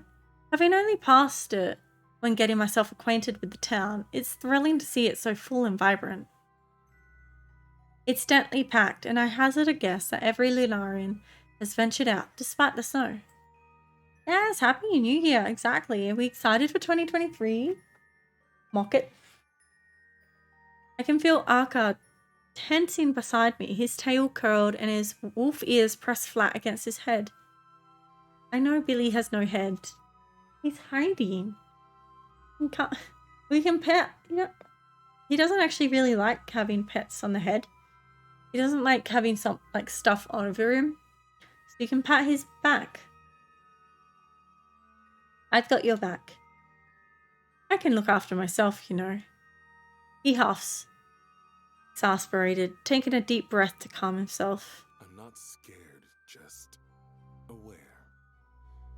I've not had many good experiences with the humans lately, especially since the murders began happening. They used to be friendly towards me. I could move around in peace. You play Sims? Probably tomorrow. Probably tomorrow.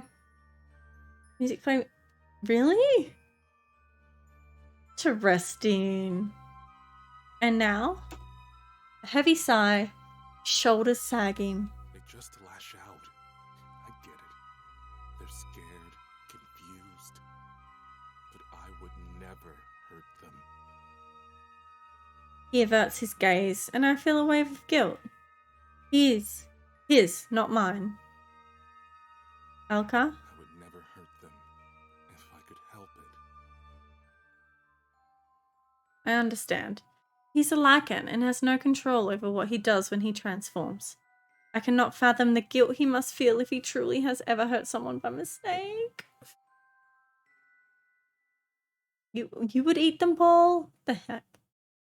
I feel a certain sense of guilt myself. I've definitely jumped to conclusions about his kind before.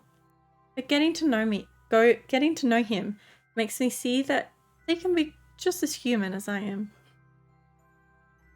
You can't help what you do when you turn. He looks down at his bare feet, a sad, lopsided smile crossing his lips. Yeah, well, I could sure as shit try harder. Anyway, weren't you supposed to be showing me a good time? Okay. I laugh, raising my brow at the off-the-cuff statement. Okay. Oh, Alka, I had no idea you felt that way. I'm charmed, really. He sputters, lips curled into a snarl. You know what I meant, ass.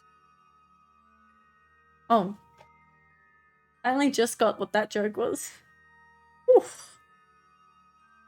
Shit. He tugs his hood a little higher, keeping a low profile as we weave our way into the busier areas of the market. He hangs onto the back of my coat, staying close just as I asked him. I expected more stares, more people curious about why I'm with him. But they seem to be too distracted by the festivities to care. He yanks me to a stop and leans close to whisper in my ear. I see Omen, over there.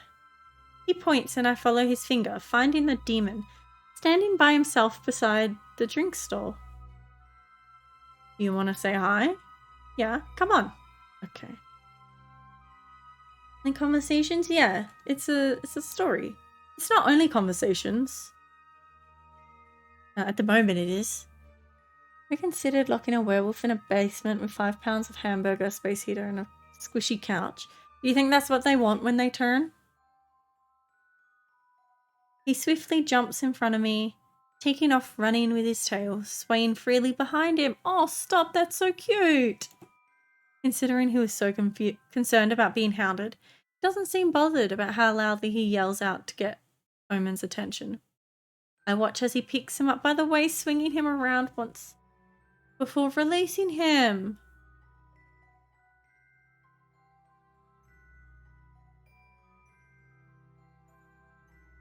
Sorry, I just need to... Yeah, so this is the other one. Because there's 2 polyamorous, like, romance options. And so one of them is Ezra and Finn, and the other one is Omen and Elka. Ah, that's so cute. It'd be a good situation. It's true. Alright, it's just my eyes really itchy. A bright flush spreads across the demon's cheeks, and I notice that he has his mouth full. He starts chewing furiously so that he can speak. What are you doing here? I didn't think you wanted to come. The best response Alcar can muster after his unexpected outburst is an indifferent shrug, causing Omen to roll his eyes and turn his attention to me. Hi, Alia. Are you here alone? He shakes his head, his tail flicking behind him and swaying side by side. Or side to side. Finn and Ezra are here somewhere. They went to find something. They just left you here alone, with all these humans around. The humans don't care about me. I stay quiet. They don't really notice. Alcar sighs and flicks the pointed tip of one of Omen's ears. What did I teach you? Never let your guard down. I know, I'm sorry. I'll go find them right away. Bye, hot stuff. I know, nice to see you. I quirk an accusatory brow at him, trying to stifle my smile. Hot stuff? Alcar rolls his eyes quite dramatically, pointedly avoiding my gaze.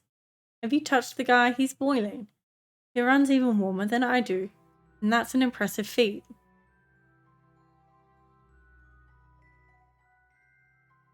How warm are you? I can't seem to help myself. And exactly how warm are you? He studies my expression, running his tongue over his stubby fangs. Do you want to find out? Maybe? I didn't expect him to play along, so I nod and eagerly hold out my arm. He unwinds the wraps around his hand, and the full extent of his scars are finally revealed to me. He catches me looking. Gross, huh? I shake my head, wiggling my fingers. You don't go years of being a hunter without seeing and receiving more than a few scars. I certainly wouldn't be a good general if I was put off by them. I think they're beautiful. I guess you're right. Nothing new then. I smile. Nothing new. His smirk grows, almost morphing into a smile. Almost. He curls his finger around my wrist and then the heat hits me immediately. It seeps right down to the bones, a comfort I didn't know I needed as it chases away the biting cold. Well, I clear my throat, my pulse quickening and protesting beneath his fingertips. It feels nice.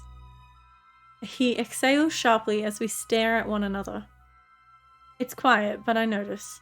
He withdraws his touch and rewraps his hand quickly. His cheeks are slightly flushed as he does so, and he refuses to meet my gaze. It's nice, I like it. I'm not surprised, humans are freezing.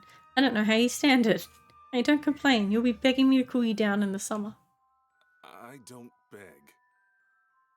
Oh, wanna place a bet on it? He huffs at that, all flustered, and I decide that Elka definitely begs. So what now?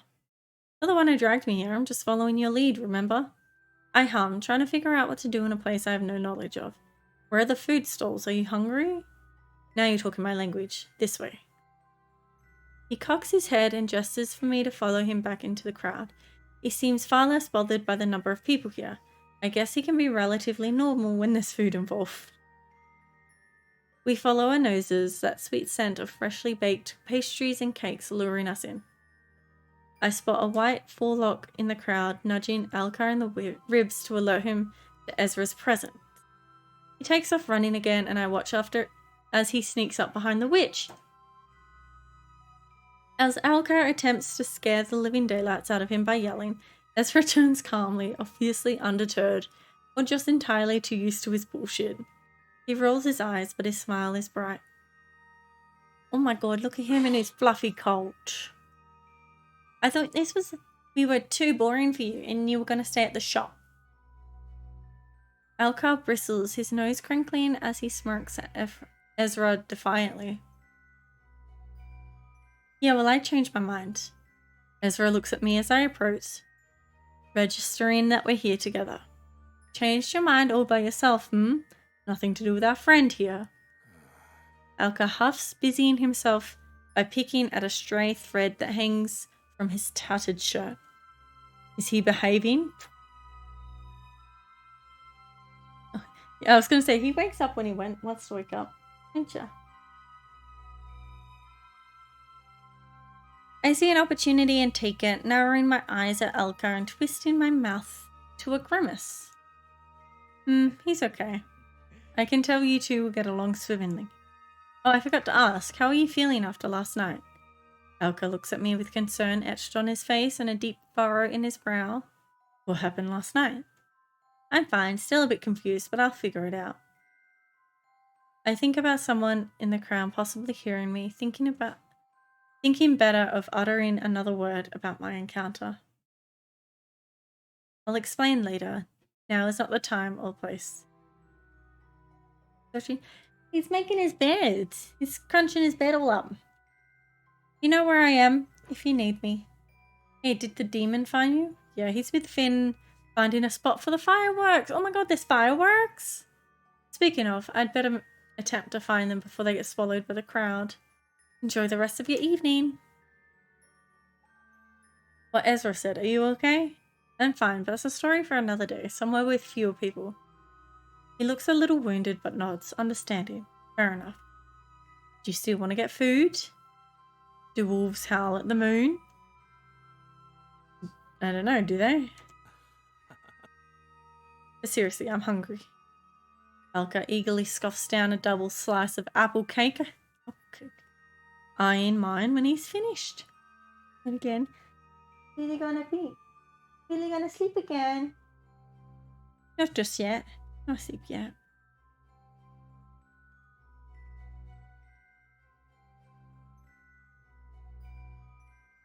Feed him the cake?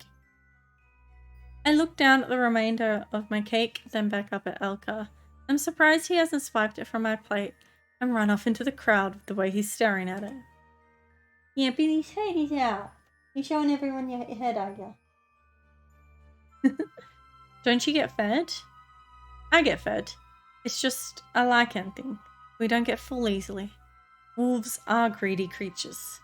He huffs, nudging my shoes with his bare toes. Would you like to finish my cake? His eyes grow wide and he nods quickly, rubbing his hands together.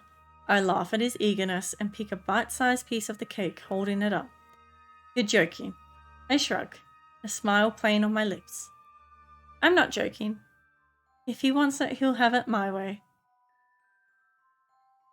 Do you want it or not?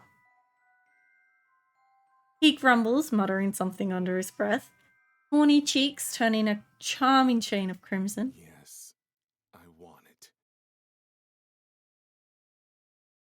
Cheer. He steps forward and curls his fingers around my wrist, holding me steady. He makes a point to make eye contact with me, and I can't help the foolish grin that crosses my lips as he leans in. I watch as he parts his lips, seeing his short, sharp fangs as he takes a careful bite. Then he's humming and smirking at me as he swallows. You like to play games, don't you, Hunter? I hand him the paper plate and he scoops up the rest of the cake. It's very subtle. You're just so easy to play with. He sputters, covering his mouth as he struggles to swallow down his final mouthful. I hear a cheer in the distance and I guess that the fireworks are about to begin. Very subtle, very subtle. We'd better go if we want to get a good view. They're in the sky. I can see the sky. How much more of a better view do you want? No, but like, actually, I agree with him here. Are you going back to sleep? Don't be annoying. Come on. We run through the crowds with Elka leading the way, his tail bobbing in front of me. He's fast, darting through between the densely packed bodies with startling ease, almost a shadow. I idly wonder what he's like in his hybrid form. Thinking about the scars and the gleam in his eyes whenever he starts to get stubborn, and I wonder how it would look on a wolf's face. He's Billy in a bun. He's a Fido from Pokemon. He turns to check I'm keeping up with him, smirking over his shoulder when he sees that I am. He reaches out, offering me his hand as we draw nearer to the crowd that gathers for the display.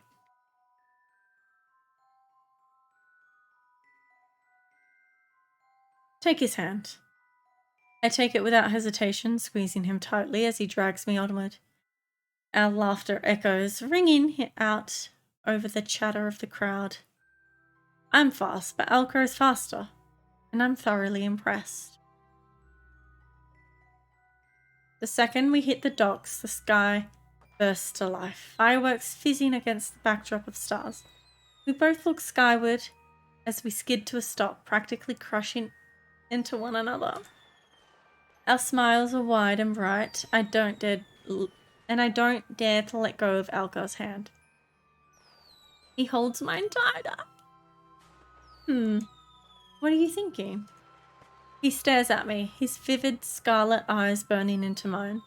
I see the bob of his throat as he swallows, and the scar that cuts through his lips shifts as he smiles. Ali Fairy, thank you so much for the follow. Welcome in. I hope you're doing well. I enjoyed tonight, you know? And you're surprised about that? A series of ever-changing colours reflect upon his skin. Red, blue, green, white. He opens his mouth to speak, and I notice just how close we are. I swallow thickly and squeeze his hand again. Then, somewhere in the distance, rings out a terrible and blood-curdling scream.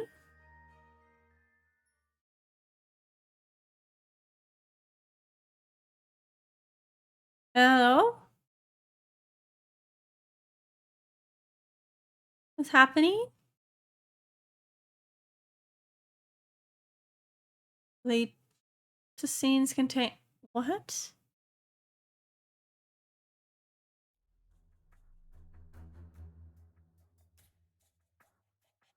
Blood and guts? I was actually gonna stop stream here because my throat's getting really, really sore.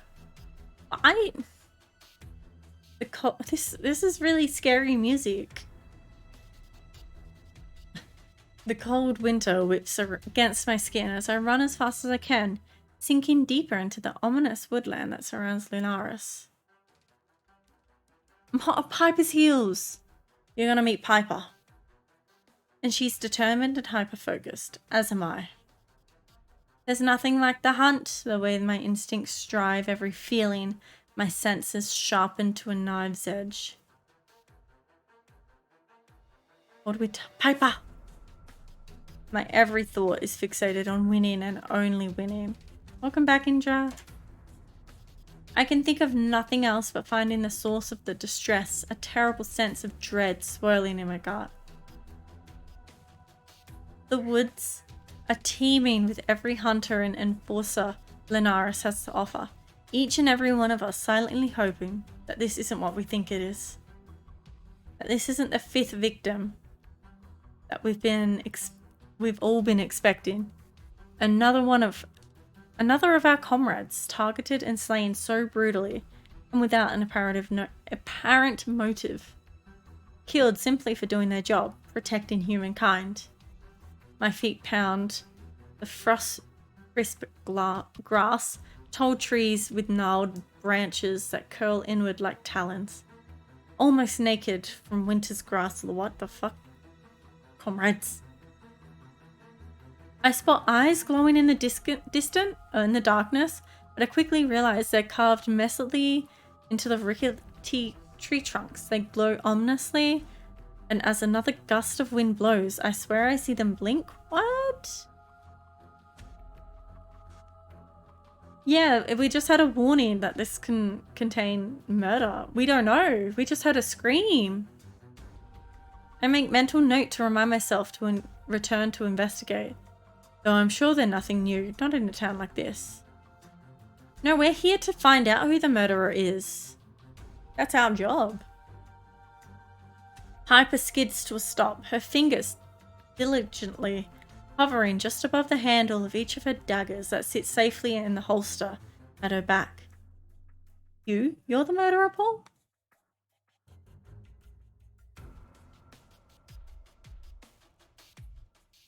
Did you hear that? A quiet but obvious whisper echoes amongst the trees, a pained groan from something unquestionably inhuman, from a creature. Yeah, she's cute. She's Piper. She's the only woman that we've really met. I did. Her fingers twitch, so do mine. Eyes narrowed, every sense razor sharp and zoned in on that singular point. It feels young and inexperienced. It's beneath our skill level. Beneath us. She says it with such a confidence, but her guard is still firmly up. The duo of wide-eyed hunter sergeants that have been ordered to tail us arrive at our side, their cheeks rosy from the harsh bite of the wind. Major? Piper opens her mouth to respond, but she pauses, looking to me. Highest rank here, General. Do we move on and let these two handle it? Or do you fancy working out some tension? Oh, stop. Oh my god. Do we move on and let these two handle it? Or do you fancy working out some tension? Damn it, Paul. Do we fight or do we leave it to them and keep going?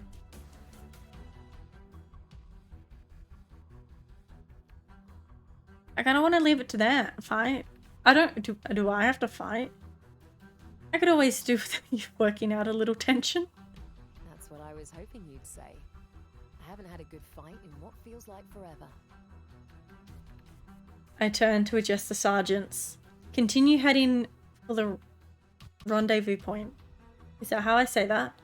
If you encounter General Willenheim, tell them we're on our way. They nod a little too eagerly and run onward. Hairs on the back of my neck rise the second they're out of sight. My body is gearing up for a fight. Adrenaline coursing generously through my veins. Rendezvous, yeah. Okay, cool. I close my eyes and clear my mind. I can hear the steady, assured thrum of Piper's heartbeat, the quiet rustle of the grass, the leaves rustling in the trees. Then I feel it. A vampire. A youngling. Her aura is frantic and skittish. She's only just awoken. She's hungry and scared. She's trying to hide. I smile. Vampire. We're out quite far. Always used to find younglings in this area. She can likely sense that there's a clan here. She's either seeking guidance or an easy meal. It's too dangerous to let her live. She's unstable. Then we kill her? The youngling finally emerges from the tree line. The vivid crimson irises surrounded by a blackened... Oh no. Her eyes flicker widely as she lumbers towards us, unfocused and impossibly unsteady on her feet. Yeah, so we have to kill her because she's unstable? We couldn't take her to the clan and like hope that they could help her? Okay. Okay. This should be easy. She's clearly deprived of blood. Dark, vining veins surround her wild eyes and creep down her pale cheeks. She wears no shoes, her feet black with mud, and her clothing is torn and saturated with blood, most of it likely her own. Her death was obviously not a merciful one. She's quite clearly been left to navigate her rebirth by herself, and this never ends well. Okay. Ends in the slaughter of innocent lives. Well, okay. I'll kill her. Her lips curl menacingly to reveal sharp fangs she's clearly still getting used to, and she lunges at us without hesitation. What? What if I die? Counterattack. Before she even gets a chance, I propel myself forward, lunging and knocking her off balance. I watch her stagger, her newly broken fangs barred as she scrambles on shaky legs to steady herself. I circle her, a hunter and its prey, because that's exactly what we are. She doesn't stand a fucking chance. Piper shifts somewhere behind me, and considering we've never hunted together before, our instincts are perfectly aligned. She moves, I move. It moves, we attack. She tries to attack again, shrieking as she attempts to fling herself forward and attach herself to my neck. Not today, sweetheart. I grab her arms, twisting her and holding her tightly as Piper sinks one of her daggers into her shoulder. The youngling screeches a deafening sound that leaves my eardrums crackling. She thrashes as the silver burns her flesh, the smell of it turning my stomach. She tries to claw at the blade, leaving her fingers bloodied, even more so than they already were. I tackle her to the forest floor, pushing her face into the dirt, my knee firmly lodged against her spine. The youngling screams as Piper forcefully grabs her hair, yanking her head back.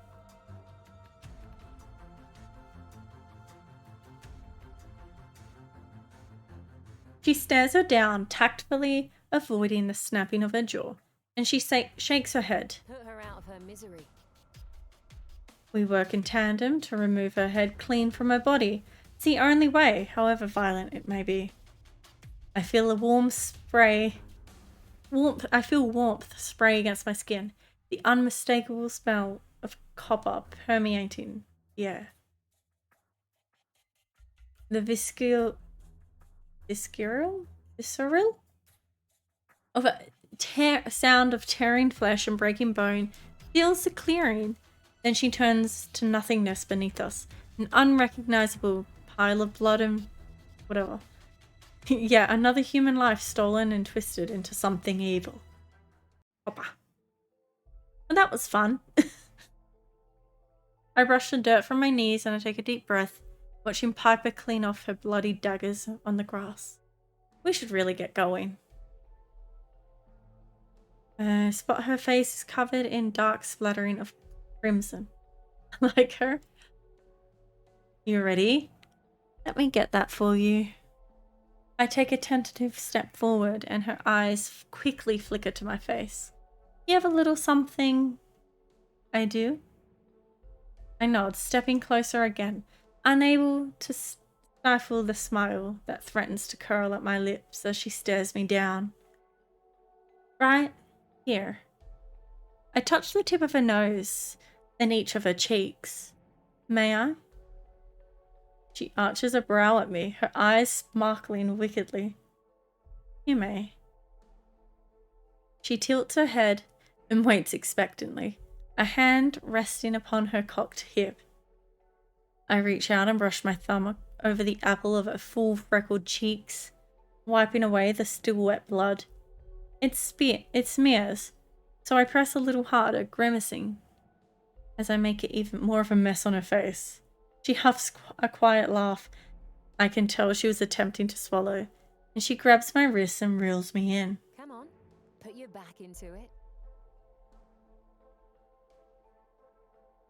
I laugh as Piper uses the sleeve of my coat to roughly wipe her face clean, leaving her cheeks a delightfully rosy red. How do I look? Yeah, gladly. I inspect the damage to my sleeve with a sigh as I register the bloodstains. It's certainly not the worst mess I've been in. Positively ravishing, as always. Ass. I clear my throat, enchanted by the way her eyes crinkle at the corners when she laughs. I mean it, Piper. Even covered in blood. I know you mean it. We'd better get going. August will be having an absolute bitch fit. Oh, yeah, right. I forgot about them. Piper tilts her head to the side, a loud crack as her bones click back to their rightful place. Let's dash. So I'm probably going to end it here, though. Yes. There we go. We'll end it here. Because, yeah, my throat is getting so sore. Yeah, thank you so much, everyone, for hanging out. I appreciate it. This was fun. This was fun. That's fine. This was actually really, really fun. Really hugs, of course. Yeah, who is streaming? Good one, yes, goodbye, Paul. Paul, good boy. Oh, I'm gonna, let me just, raids.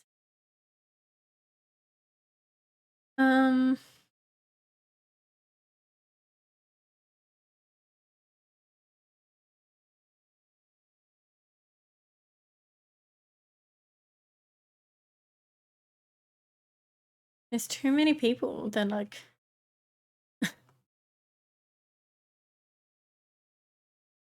that I wanna go raid.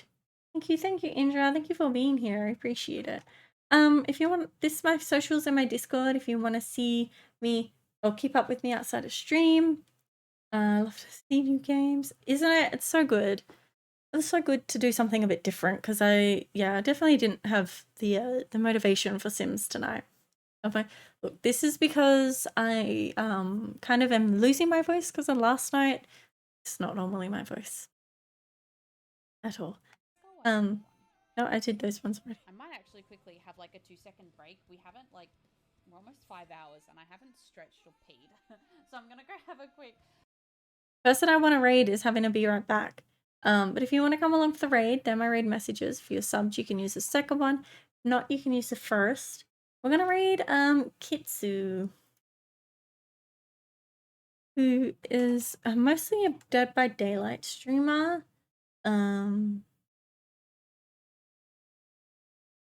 And so I don't normally get to raid that much, but I think it will be really, really fun.